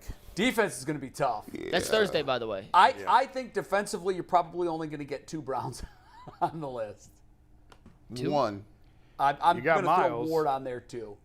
I'm going to throw Ward and Miles on there. You know- but other than that, I don't have a Brown on mine. No. One thing that I didn't mention earlier that's jumped out to me when we're talking about this new safeties coach or the Yeah. new coach that they hired, it looks like they're splitting up corners and safeties. It's just an observation. I don't Which know. they should. Because like last year, Jeff Howard was the DB's coach. He had them was. all, and now and a lot of teams do it. A lot of teams split them up, and corners go to one, and safety. It's just curious Yeah. to me that it looks like they're mixing Hey, up. I'm all for more specialization. Bring in a kicking coach too. Yeah. Is there? I want a sports psychologist on the side. There's no salary cap for coaches, right? Is there a limit I don't to think coaches? there is. No. You can do whatever No. you want. I want 2 sports psychologists, one just for Watson and then one for the rest of the team. And I want individual coaches for everybody. Guards, tackles, See, centers. I do think it gets Long to the point where snapper. you get too many voices in the room, though. I think that there's something to be said for not having an assistant to the assistant to the assistant. Yeah, no, there's Is there a probably limit, something to Jason, that. on how many assistants you can have? I don't know. I don't No. believe so, but I don't know that for sure. But I don't Yeah. believe so. I mean, probably your salary constraints. You know, you wouldn't want to spend. The only reason I ask, like I know in college you could have 10 on-field assistants and as many special special recruiting assistants, special elsewhere. But on field, you could have only 10 coaches during a practice. Yeah. Maybe there is a restriction. I don't know. I wonder if Aditi would know that.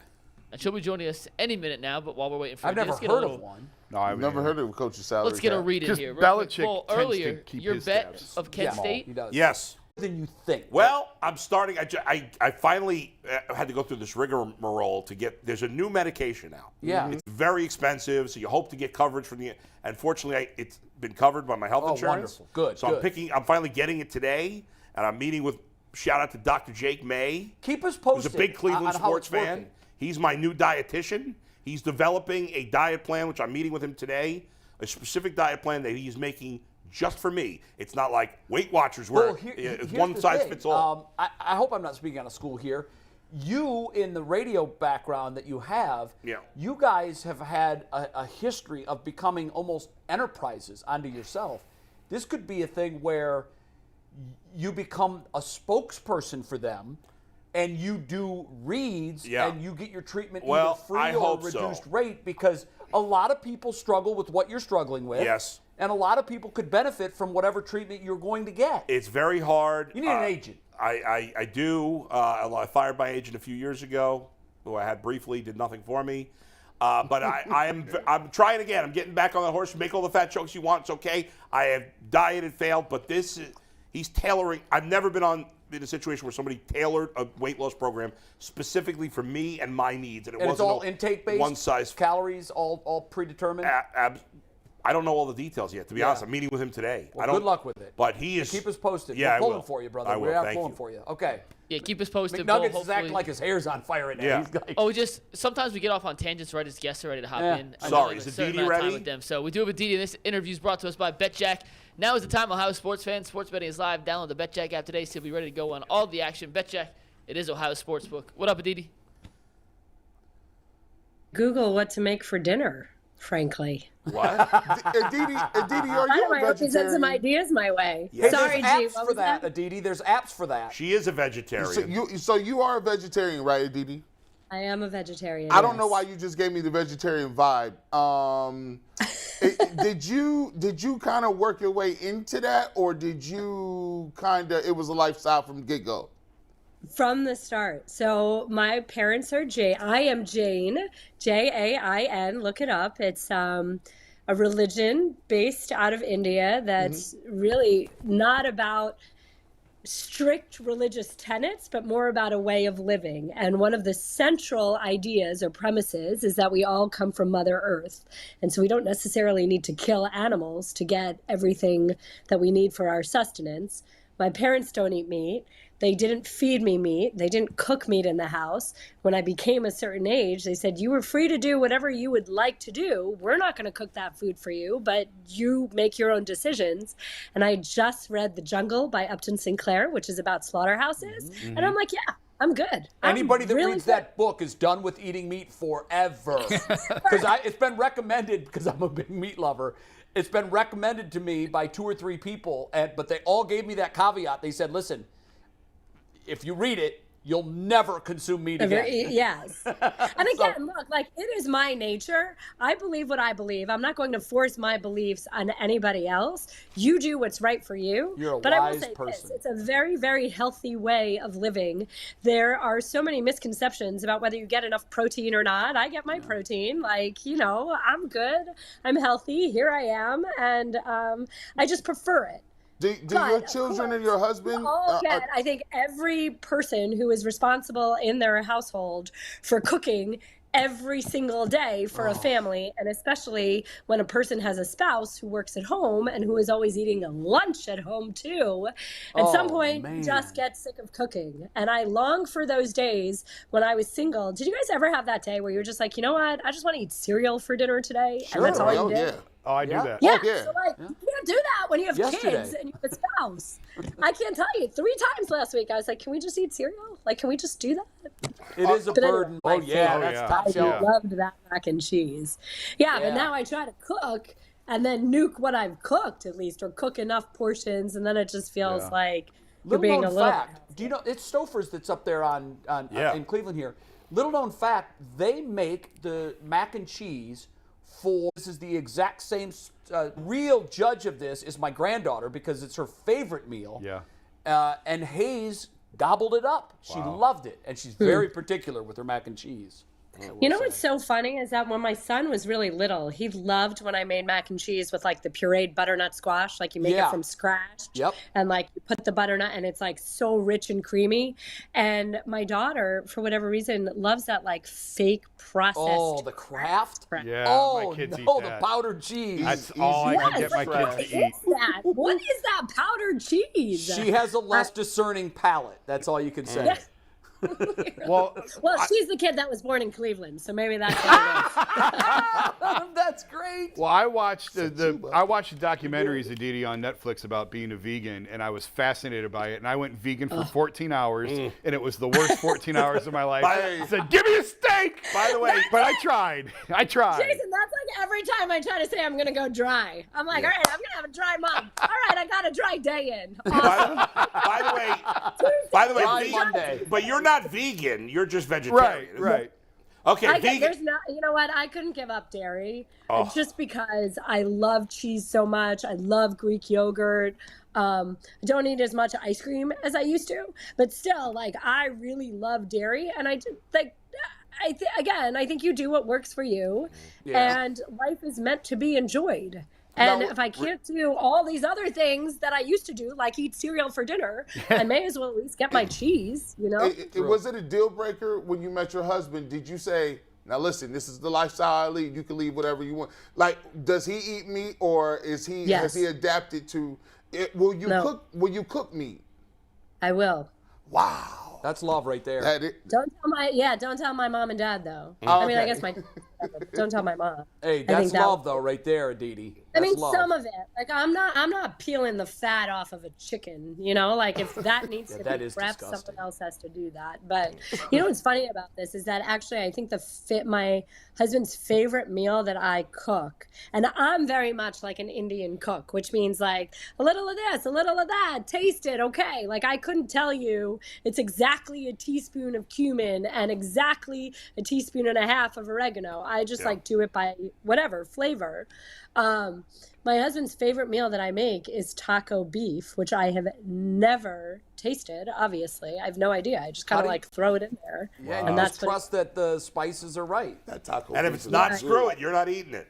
Yeah, it's not your problem. I mean, pretty much, yeah. Hey, Aditi, we picked our... I couldn't stand the smell of beef. And there's still some things, like when my husband cooks sausage, not a fan of that. Fish sometimes. There's not much about your... I know this isn't why you had me on the Ultimate Cleveland. No, this is the best part. I think Aditi has complained about her husband on our show like 5 weeks in a row. Does that give you insight into where I am? Yeah. It does. Like, believe it or not. It does. It's just like not working for me. It also I think it would have been a better place if he had gone to France a month ago when he was supposed to for the week. That whole like absence makes the heart grow fonder. But then he had to go get COVID. Like, of all weeks to get COVID, you had to get it the week you were finally going to leave. Exactly. You screwed up your alone time. What a selfish jerk. That is very selfish. I just noticed she's a dude. She's like us. Yeah. Us, we do. Family dance party when it's just the kids and I. And I could feed them cereal. They wouldn't say anything about it. Man, oh man. One more thing before we go back to whatever it is we're talking about. Sports. Phillips, I want to call him Jacoby Phillips, but it's Jacob Phillips, right? Yeah. Jacob, yeah.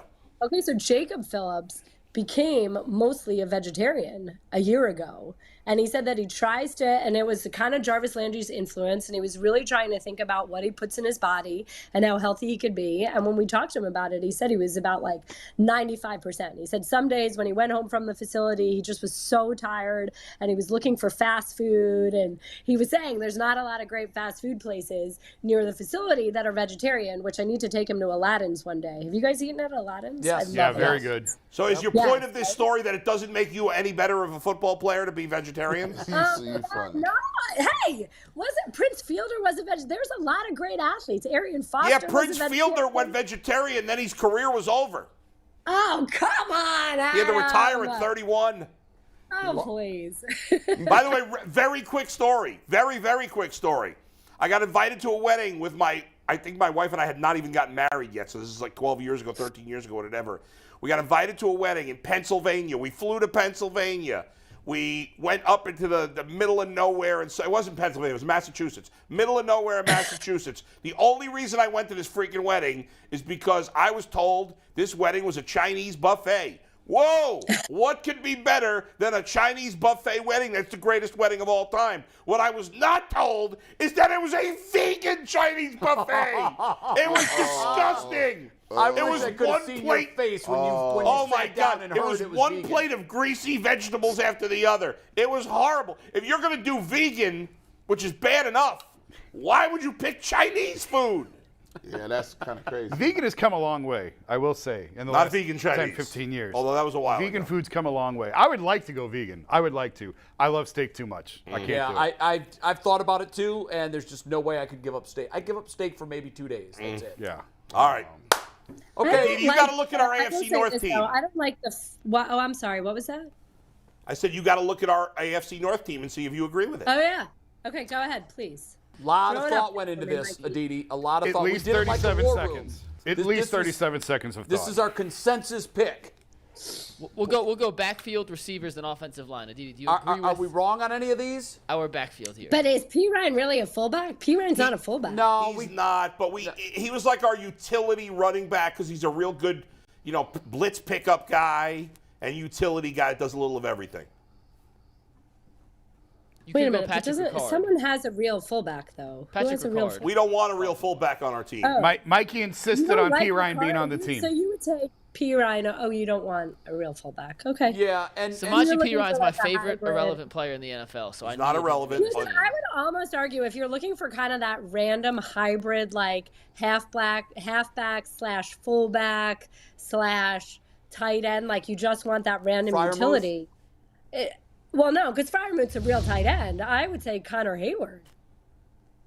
Because Connor Hayward is a big body, so he could definitely be a fullback. He could definitely bruise that way. You know that he's a really good pass catcher. He can play kind of that fullback, halfback, tight end, hybrid, whatever. I don't know that you're putting P. Ryan out in space. Like, yes, he's a good third down pass catcher. Go back to the Super Bowl. The Bengals had him on the field 3rd and 1 and 4th and 1 4 times instead of Joe Mixon. But I just don't know that he gives you as much. If you're looking in that position for a true utility and not a true we kind of fullback. stumbled into that. We weren't even going to name a fullback, but Mikey had put it on the list. None of us thought about a fullback. We just went running I back mean, if 1 you're and a 2. fullback, I'd go with Ricard, right? Yeah, Over like Watt or over, whatever. But if you're kind of trying to jam an athlete in, then maybe in that role I'd argue. But whatever. This is like. What do you think about tomatoes, Najee over Mixon for the second running back? I mean, I'm good with that right now, I think. A year ago, I wouldn't have said the same. But right now. But it wasn't right like now, I'm Najee good. had a particularly good year either. No, but so first of all, Najee was hurt at the start of the year. Shouldn't have been playing.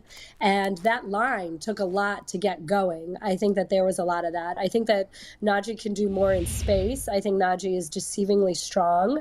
Najee had more yards behind the line of scrimmage than anybody as a rookie, and by all accounts should have had PTSD all of last year.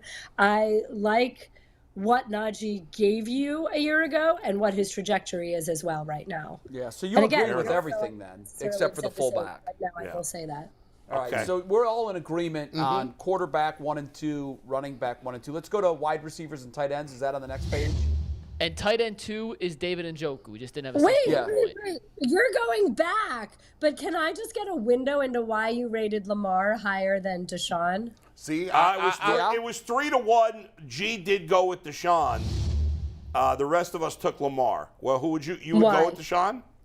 Better runner. Well, because I thought, first of all, like Deshaun played so bad at the end of last year and hasn't played at a high level in 2 years. I got to see it. Even though I don't think, to be fair, I don't think Lamar played at a particularly high level this year either. However, I'm thinking of it from a team perspective. And I could run gadget plays with Lamar as my second quarterback. I'm thinking of it that way too. Oh, okay. All right. I see it. So you're just kind of thinking more of like constructing the team and where the puzzle pieces fit together as opposed to just in a silo. Yeah, I think this one is really hard. We could say Lamar wasn't healthy and Deshaun has had a long layoff. But is Lamar not being healthy part of his ability? That whole line of your availability is your greatest ability. Does Lamar need better receivers? Does Deshaun need more time in the offense? You could go either way. I just sort of was curious. Yeah, we struggled with that a little bit. Yeah, we did. It's a fair discussion, no doubt. A year from now, that could look a lot different. Oh, 100%. A lot different. Yeah. All right, go ahead to page 2. Mikey. Wide receivers and tight ends. Let's take a look. Just a reminder, tight end 2 is David Njoku. I was in the minority. Aditi, I went with your guy, Freiermuth, as the second tight end, but I got outvoted here.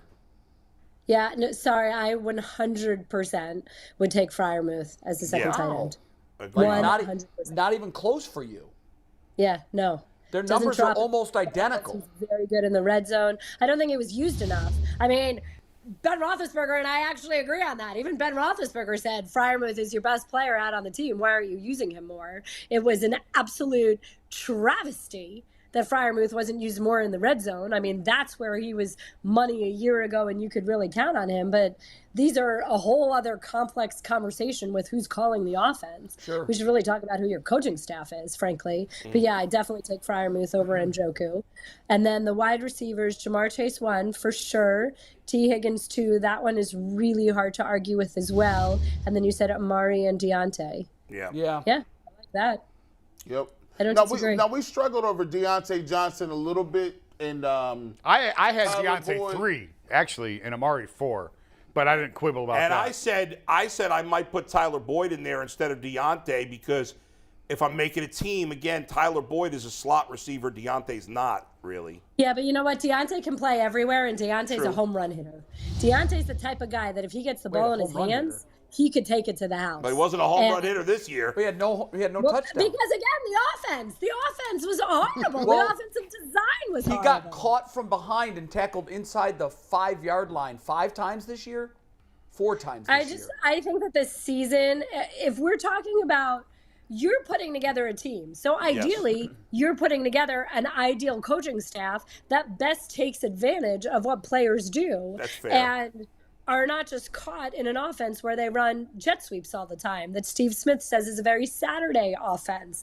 I mean, you'd like to think that what is Deontay Johnson doing in an Andy Reid style offense as opposed to what he was in? If we're just talking about these players as the players that they are, then I take Deontay for sure. This is a real indictment of the Steelers' offensive coordinator. But Pickens might be, we said in 2 years. There's a lot of interesting choices. A year from now, Pickens is on this list. Pickens is on that list. In terms of ability, yeah. like he's closer to Jamar Chase in my mind. Yes. Just in terms of the things he can do, and he's trending way up. That catch he made against the Browns. I still can't believe he caught that might have ball. been better than Odell Beckham Jr. catch. It was insane. Like that was ridiculous. And in a big Well, spot. and Pickens feels more reliable. He's not just making the circus catch for you, he's catching the ball.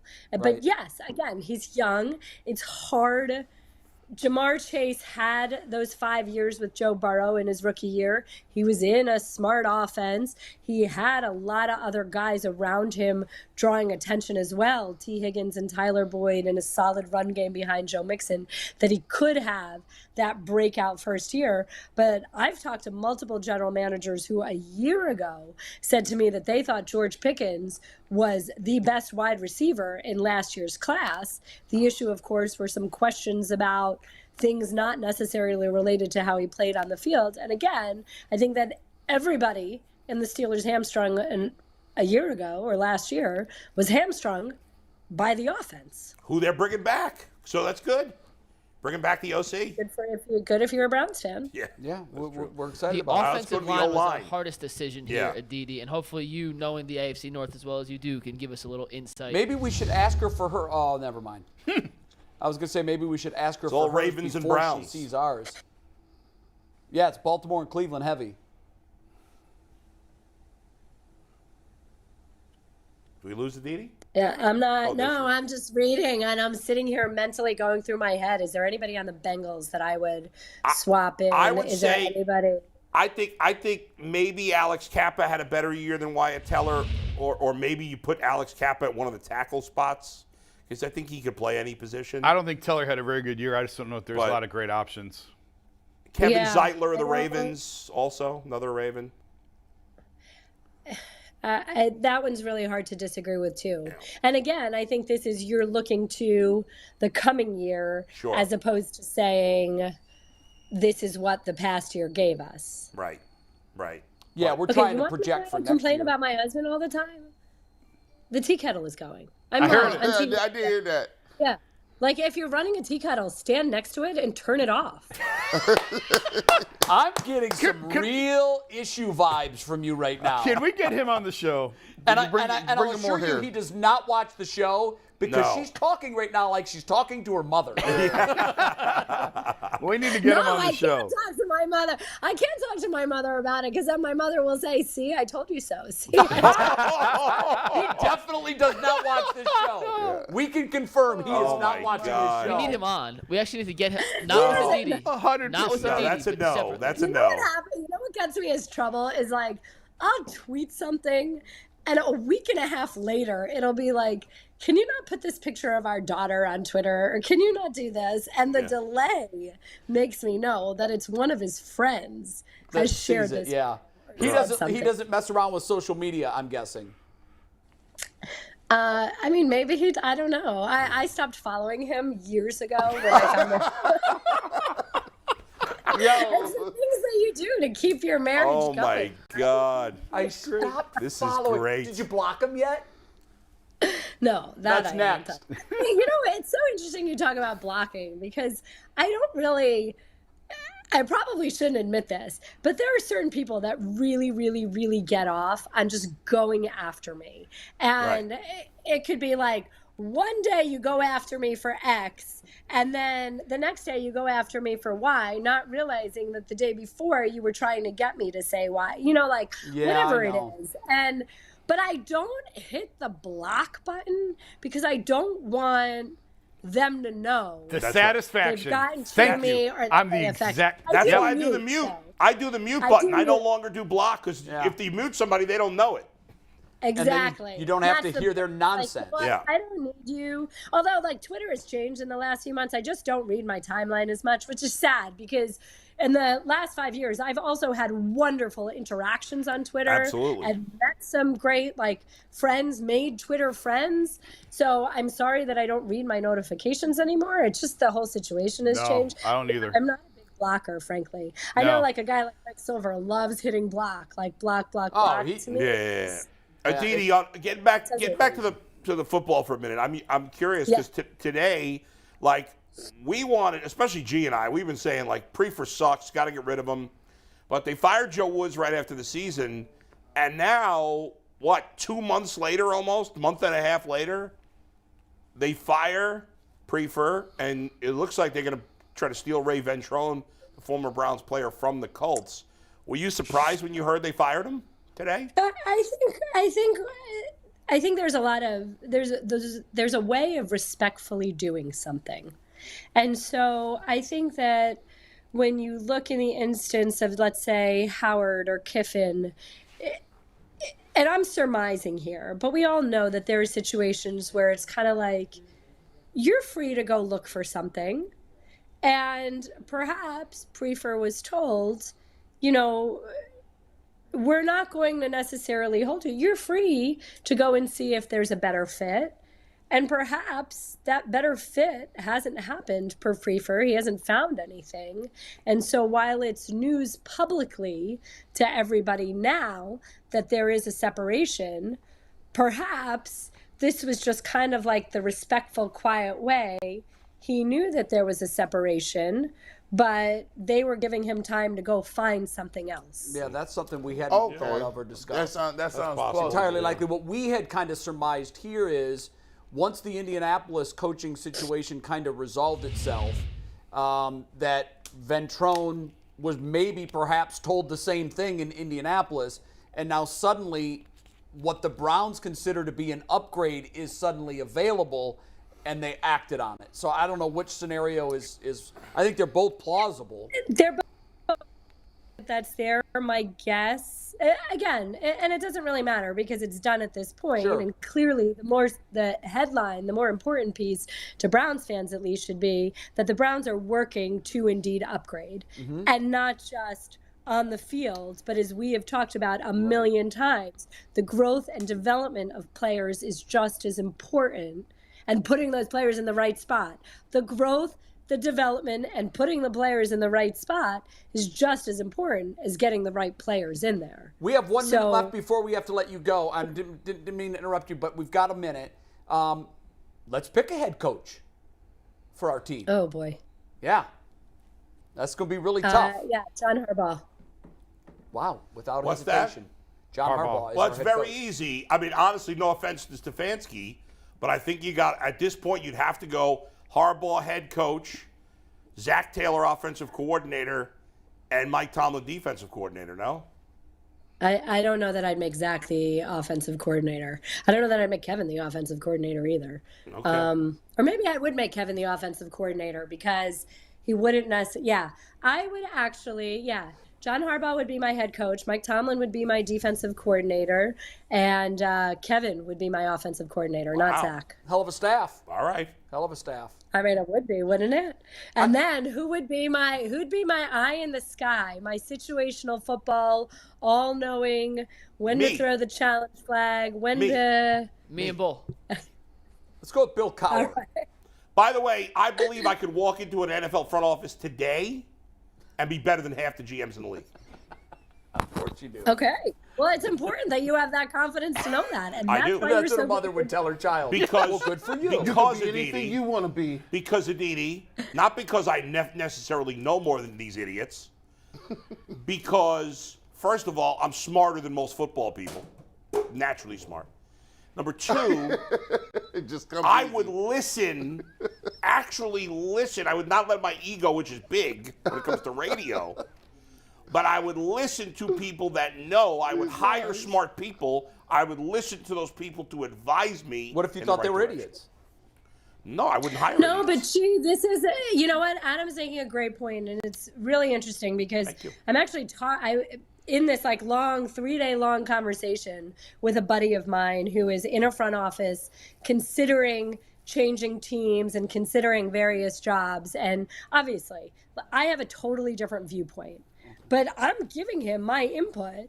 And he's valuing it because you want that 360-degree view. And I think sometimes, to Adam's point, when you're in football, you're used to being in that bubble. You're used to kind of following that same train of thought, that same idea that for your X receiver, you need traits A, B, and C. But sometimes when you come at it from a different POV, from a different set of experiences, from a different... You know, like I would sit here and argue, and go ahead, G, you can, rub your head and can't believe my arrogance. But I would argue that I understand the ecosystem of a locker room better than a lot of scouts. Now, I may not understand the hitch in somebody's throw and how impactful it is and whether it will translate on the next level or be a detriment or not.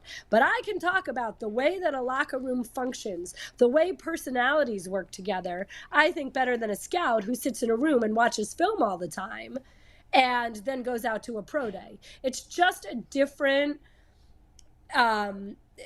it's a different expertise. It's a different lane. And so when Adam says he'd be willing to listen to all of these different viewpoints, to take all of these different experts from different lanes, I think he would incorporate more information than perhaps a traditional general manager does. Aditi, my only concern about Bull is going to be his confidence.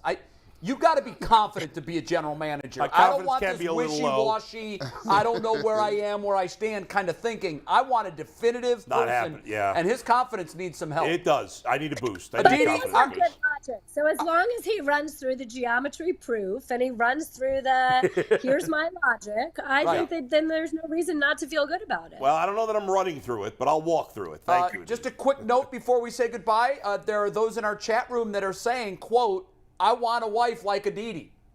You're very popular among our viewers.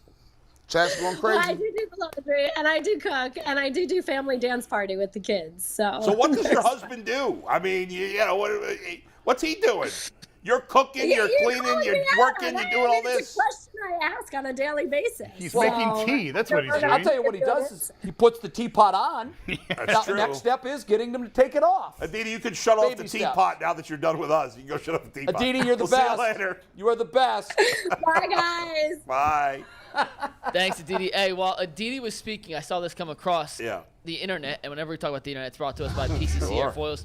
Looking for a job with career advancement and great benefits? PCC Airfoils is the leading manufacturer in Northeast Ohio. All locations of PCC Airfoils in Eastlake, Menor, Wickliffe, Minerva. Hiring for all positions starting at $18 and up, plus full benefit packages, paid time off, and a signing bonus. You can apply online at precast.com/careers to learn more. And today, PCC is bringing us some breaking news because Zach Meisel of The Athletic just tweeted this, which leads us into our next topic. Terry Francona gave his annual team speech. He was so nervous he was drenched in sweat. He declined dinner with the coaches last night so he could make edits.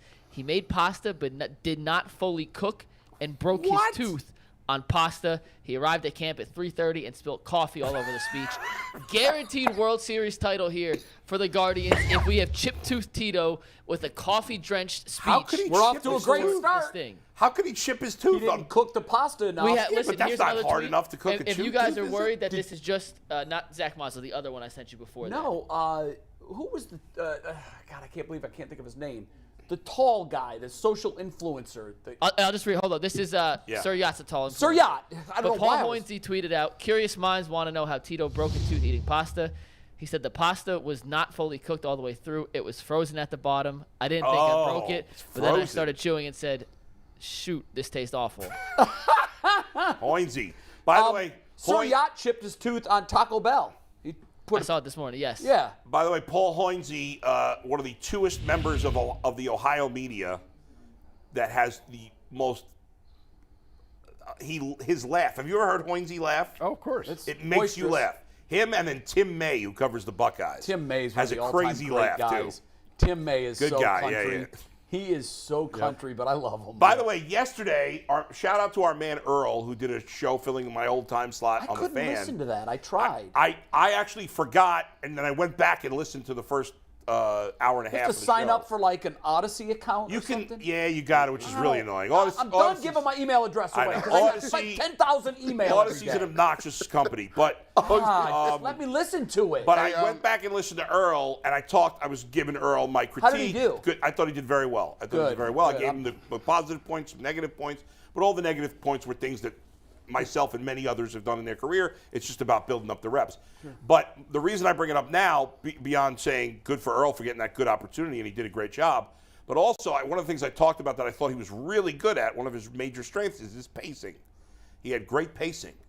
unlike Mike when doing the PCC read, who had terrible pace. He blew through it. That was breaking news read, though. I had to get the information.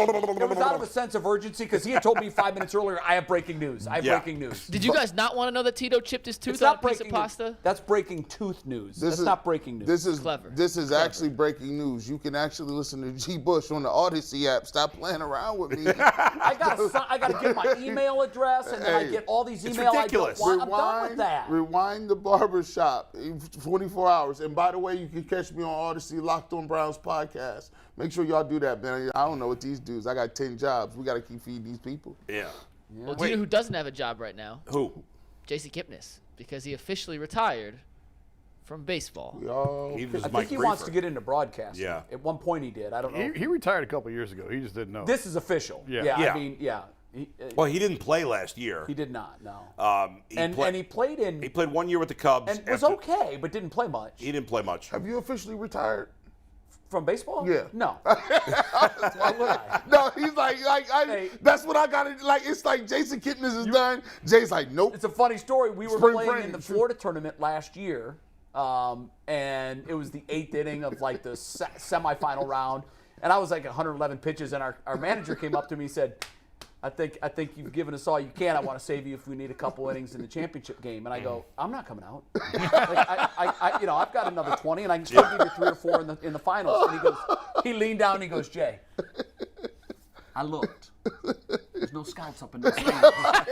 It's okay. Dead serious. Are you allowed to have play in your league if you played So the majors? no, there's one tournament that I can't play in every year in Arizona, which is so stupid. Did I play professional baseball? I did. I donated the money to charity. I didn't take 1 penny of it. But I have a pro baseball reference, page, and so they look at that. And I got caught. Me and one of my teammates, who was actually really? drafted and played as high as AA on a team from Connecticut, we had won the game to advance to the championship game. And so you're I'll not never allowed to forget play this team was from professional ball at Milwaukee. all. Yeah. These idiots said these two guys played professionally. Yeah. They did. And they Googled our names, and there That came up guy our right pages. there. And we were getting ready for the championship game, which was going Yeah. to be the next day. And the commissioner of the tournament came and said, Booted you out. Peace. Jay Crawford, which one are you? And what's the other one? Boom. You guys have pro experience. I'm like, well, yeah, okay. 9 or 10 innings, whatever I pitched. Now, the other guy had a lot more, and they're like, you guys are done. You forfeit. That seems silly. I It can was understand. stupid. I can understand if guys played in the majors. Yeah. That's different. Well, but- in the tournament in Florida, Roger Yeah. Clemens plays. There's a lot of former really? major leaguers. Oh, yeah. There's a lot of former major leaguers that play. well, maybe Jason Kipnis next And year. listen, Jason, if you're looking for a team, Yeah. maybe you are. Does it haunt you that your career record in the pros is 0-1? No, and I'll tell you why. I ended my career, I think I've told this story, with a start. It's the shortest no-hitter in baseball history. But I was pulled after 2 no-hit innings in my last start. So, I mean, I left on top, kind of, right? Hey, I don't care what nobody says. And the team did go on to win. So even though I wasn't the pitcher of record, I can Hey. say I pitched a no-hitter and we won in my last minor league I've start. been telling people, man, I had a cup of coffee, I had a muffin or whatever it is you call for 1 inning, but I was in the league. Don't play with me. I was Darrell balling. Evans was the manager of the team, and he was really upset that What I team had was- thrown. what team was it again? It was the Long Beach Armada. And when I came off the mound, he was shaking his head, and the pitching coach was shaking his head, and they're like, damn you. And I'm like, what? And they said, we were kind of hoping that you would have given up some base hits because I got to pull you. I think I told this story. There was a guy who had been a major leaguer and been hurt, and he was supposed to start the next day, but the scouts got it wrong. And so all scouts these were scouts there. were there to see him pitch, and they were watching me. And I'm like, if I go perfect in the second, he can't pull me. Oh, yes, he can. Jay, don't answer this question. This is for the other 3 of you. Do you think Jay has every stat on his baseball reference page memorized? No, I don't.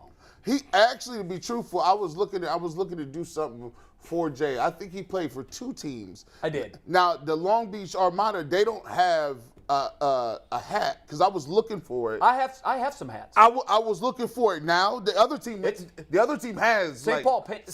They have that, but I couldn't find the other. St. Paul Saints are now affiliated. They are. They're the Twins AAA. I think so. Yeah. They drew great. I mean, that was so much fun there. Yeah. Long Beach was like maybe a couple thousand fans, but I know my ERA. I know that because it's like 2.1 or Close. 2.25. 2.25. Nice. What'd you give up? 2 runs in 8 innings? He had 8 innings pitched. Yeah, I think I did. Should we run through the stats? Sure. And then we'll get into Kipnis. No, the one that bothers me are the walks because in St. Paul on my first appearance, the pitching coach had me intentionally walk 4 guys. No, jeez. I think I pitched it like only says 4. 1.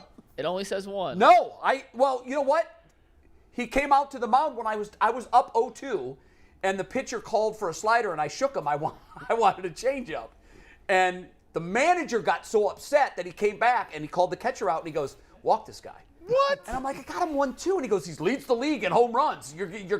He's gonna lose one on you." Who gives a shit? So that one technically wasn't an intentional walk, but he said if you throw another strike, you're out of the game.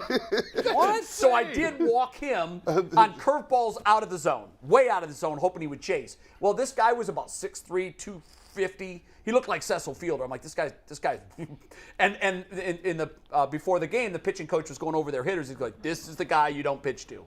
But I said, screw it, I'm not going to walk anybody. I'm here for a minute. Yeah. And when I got him down 0-2, he swung and missed it, 2 sliders. I'm like, okay. Now, I knew he was sitting on a slider for the third one, which is why I shook to a change. But it upset the manager so much that it wasn't the pitching coach. The manager came out and told me, if you throw another strike to him, you're out of the game, Jay. Don't screw around with this guy. So I walked. That is so bizarre. Yeah, I know. We'll do your numbers tomorrow because we need to get a clip long enough for Jason Kipnis before we do top 5. Yeah, later. So we have 7 minutes to talk Jason Kipnis. I was not aware of his importance to the Cleveland sports scene as he was a big. non-Clevelander the last decade. Yeah. So what do you guys remember most about Jason Kipnis? I actually think of the foul ball he hit that would have won the World Series. Even though when you look at the replay, it's not really close. But in the moment, off the bat, everybody said, "That's it." Yes. Yep. And Jason Kipnis was just a popular teammate, a fun guy, a nice guy. He was always good in interviews, and he was a good player. You know, it's almost like we only care. Like some people are like, "Oh, who cares? He was just a guy." But like. He was a nice player. Never going to the Hall of Fame. No. He's never getting a vote for the Hall of Fame. I don't even know if he made an All-Star team. He may have made one. He did two. He made 2 All-Stars, 2013 He was a and 15. good hitter. In his prime, I thought he was an excellent second baseman. He was baseman. a really good hitter. Couldn't play the field. Not a great field. He's a guy. He's a guy that looks like he can make a nice living in this town, right? He's good with people. He's good in the media. I don't know that he'll come back here though. He's a Chicago guy. I don't know where he's living. He went back to the Cubs. He had Look at business this. Ranks among second basemen in Cleveland franchise history. First in homer, second. That's pretty good. Yeah, I wouldn't it's against Good it. because they had Carlos Baerga and Robbie Alomar, who, my goodness, those guys were, Robbie Alomar Hall of Fame. That's all right. And Carlos Baerga had some years here too. He got a little power. Stolen had a bunch bases. of 200 hit years. I remember him hitting some big home runs for the Indians. No too. doubt. No doubt. And I thought he was a great clubhouse guy. Jay, you probably can speak to that a little better. I always found him to be great in interviews, like Bull said. But guys liked him. He was very And he was popular funny. He was a fun guy to be around. And you could have an actual conversation with him. Like you could talk about things. Yeah. And he was. I really enjoyed. He was on his way out as I was sort of moving into this role of leaving the NBA and dealing with all the teams in town. And he and I had a great conversation in Arizona his last year where he's like, this might be it for me. Like I may not get another contract. He thought he was going to be forced out of the league even then. And he was able to hold on for another year. You can't be showing pictures of him on the Cubs. I just realized that. We have to have a discussion that's where it ended for him. And obviously, the Cubs are part of his legacy for a lot of reasons. Number one, you mentioned that foul ball. My heart stopped, for sure. It's a team he grew up rooting for. He grew up in Chicago. He grew up a Cubs fan. He ended his career there. And also, if you were to point to like any controversy that he had here, and he wasn't that kind of guy. He wasn't a controversial guy. But he wrote a letter after the World Series chiding the fans that sold their tickets to Cubs fans. Mm-hmm. Because when I walked into the building that night, and I actually, oddly enough, walked in with a group of Cubs fans that were also guys that worked at ESPN, but one of them had said, it's home field advantage for us tonight. All we lack is the Wrigley charm. And I go, you're out of your tree. And as you're looking around, he was absolutely right. As my memory, now I could have been wrong, but to me, there were more Cubs fans than Indians fans. At best, it was 50-50. At best, 50-50. I just remember after the final out, all of the Cubs fans came down to the low bowl to celebrate, and it was damn near full. Yeah. And Indians fans just couldn't get out fast enough. I imagine. And he took a lot of heat for that. A lot of people were like, hey, Jay, and your $1 million salary. Yeah. Those tickets are going to pay for my season tickets next year. Yeah. But I still think Jason Kipnis was right. You buy these tickets in hopes that you get to go to a Game 7 to watch your team win the World Series. And the series and the game was so close. Yeah. I think the home crowd could have been a difference if it was a true home crowd. But the problem is, I'm sure a lot of the Cubs fans that had tickets for that game bought them from ticket brokers and people like that don't care about those things. But to buy them, we had to sell them. Yeah, but ticket brokers should buy season tickets. No, but No, in that instance, a lot of people I think were selling their tickets because of the prices that they were going for. They were getting. I get what you guys are $10,000 saying. a ticket. In the end, I'm sorry. I can't. A lot of fans made that choice. It's tough. You want your home field to be your home field. Yeah. It's tough. I'm not going to tell people what to do with their money. Did anybody think that Kipnis was wrong for writing that letter to the fans? Because a lot of fans were hot about it. I understood why fans would be mad at that, but I didn't I don't think I criticized. Was he Kipnis right? At the time. I don't was remember. his premise right that you guys really should have held on to these tickets? You may never have that opportunity in your lifetime again. Some people may think they'll never get the opportunity to hold $20,000 in their hand ever. They're like, you know how long I got to work for $20,000? Man, I make these are people though that must have some disposable income. If you can buy, they've already had season tickets. It's a good point. Yeah. We're not talking about lower income folks, and we're also talking about the upper echelon, the core of your most ardent fans. Fan base. Plus, the tickets that were really $10,000 are field seats. Sure. To have season ticket field seats, you're not hurting. You're not hurting for money. That extra $10,000. So the more I think about it, I'm still not going to tell people what to do with their money. But you bought that ticket, you do what you want. What if they had tickets for the whole series? Like the people probably don't you get tickets for the whole series? Yeah, you can. You have the right to buy tickets. But why sell Game 7? I mean, it's the most expensive. Come on. But what's the point of being a season ticket holder if you're not going to go to Game 7 of the World Series? I don't. Game 52 against the White Sox. Yeah. I don't think if it was a Super Bowl, I don't think it's hard pressed to find anybody who would have sell Browns tickets. I don't think nobody will sell the Browns tickets. Which is another reason why some people would have, but not like it was for the World Series. Yeah, Browns. That was a perfect storm of events. Chicago is so close; it's a quick drive. There's a lot more. And they were thirstier than we were. Their drought was actually longer than our drought. Yeah, but I think it's all to fans who are alive. It's all relative. It was equally as long. More income to spend in Chicago. Absolutely. Like they just came here and like the Cubs, it was nothing. Throwing and the Cubs, like the Browns, but even more so, are a national team. Right. So you know what killed that game for the Indians? It wasn't the home field advantage. It was the rain delay. Rain delay killed it. If there's no rain delay, we're throwing a parade. Is that the agree. same as the Detroit Lions versus the Cleveland Browns, like in the Super Bowl? Would that be the same? Because the Lions because Detroit don't have the income. But the Lions aren't as popular as the Cubs are. No, but just in terms of long droughts, those are the two longest droughts in the NFL, and they were the two longest droughts in Major League Baseball. Well, the Lions and Browns could both be good next year.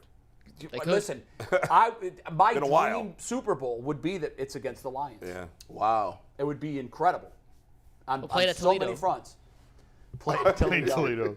The Glass Bowl. What do we got, Mikey? All right, so we got one last thing we got to do today, and this is something we've been cooking up for a while. If you don't know, for $1.99 a month, you become a starters tier member of the Ultimate Cleveland Sports Show. For $4.99 a month, less than $5 a month, you become a coaches tier member, which gets overtime content. And if you're not a member, you missed this doozy from yesterday. Play it, Steve. You know what a demi baguette is? Yeah. Okay, so a demi baguette, lightly toasted. For those that don't know, explain it. Okay, it's like a sub roll, but smaller. Yeah. And it's really the bread's really It's not like you go to the Subway or whatever. It's all like soft, gross bread. It's like crunchy. You got me hungry. The outside for is those, by the way, crunchy and the yesterday. inside There's of the bread is something soft. to it. It's substantial. Yeah. So That's why I like it too. A substantial It is. sandwich. I toast it, but I like it toasted because I like the mix of the cold cuts, cold cuts, and the warm bread. He got that. That's right. So I get the. All right. I don't use. There you I go. don't use any dressings or nothing. Wait. I want the bread and the meat. That's all I want to taste. Oh my God! It's like chewing on sand. No, it's amazing. No Ham? mustard? No. Ham? You're out of your mind. What you said? Boar's Head Deluxe Ham. Boar's Head. By the way, shout out to Lake Road Market in Rocky River, one of the few places you can get Boar's Head cold cuts. Boar's Head cold cuts are better than any other cold cuts. Boar's Head is top. There's no question about it. I get the deluxe ham. They always slice it super thin for me. They know me. Everybody behind the counter there knows me. Super thin. Shout out to my butcher. They make homemade roast beef. It's got to be rare.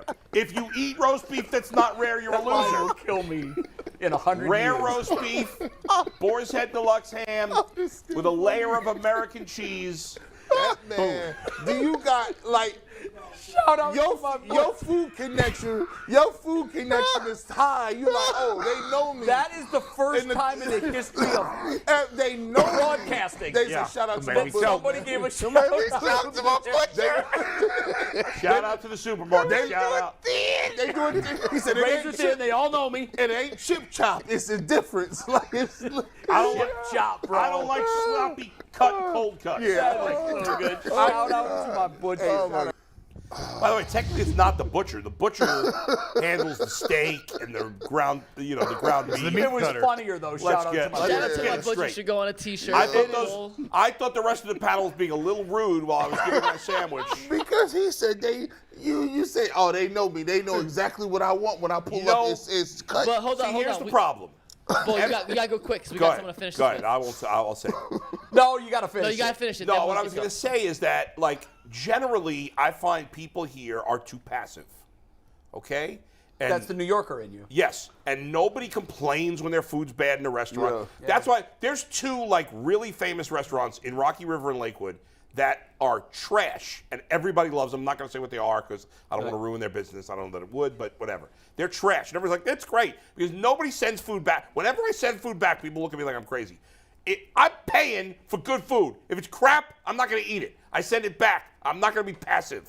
Yeah, right? and you know what? I used to be the other way, but I'm with you Yeah. on that now. The older I get, especially if I get a steak. If I ask for a steak medium rare and it comes medium, F you, take it back, make me another. Mike's going to come through Bull the is glass. right. No, Bull is right. So that was a great conversation. We were talking about our favorite sandwiches, which Yeah. inspired today's top 5, which are the best 5 types of sandwich. This can't be Slyman's corned beef. If you pick corned beef, it's just corned beef. It's Right. the generic types of sandwiches. All right. And this is the kind of content you get in overtime, which is why you should be a member. we're doing that today as our overtime topic. No, we're doing No, it we're right doing now. it right now, which is Oh. why I said we needed some time. I didn't want Yeah, Bull go to get ahead. on Okay. a Here we rant go. about this. Sorry. This is a 3-person panel. I submitted my top 5. Anthony submitted his. Earl submitted his. We gave each one a point ranking, and this is the production booth's top 5 best types of sandwiches. Team effort, just like our AFC effort. North team. Yeah. Number 5 with 4 points, a chicken parm sub.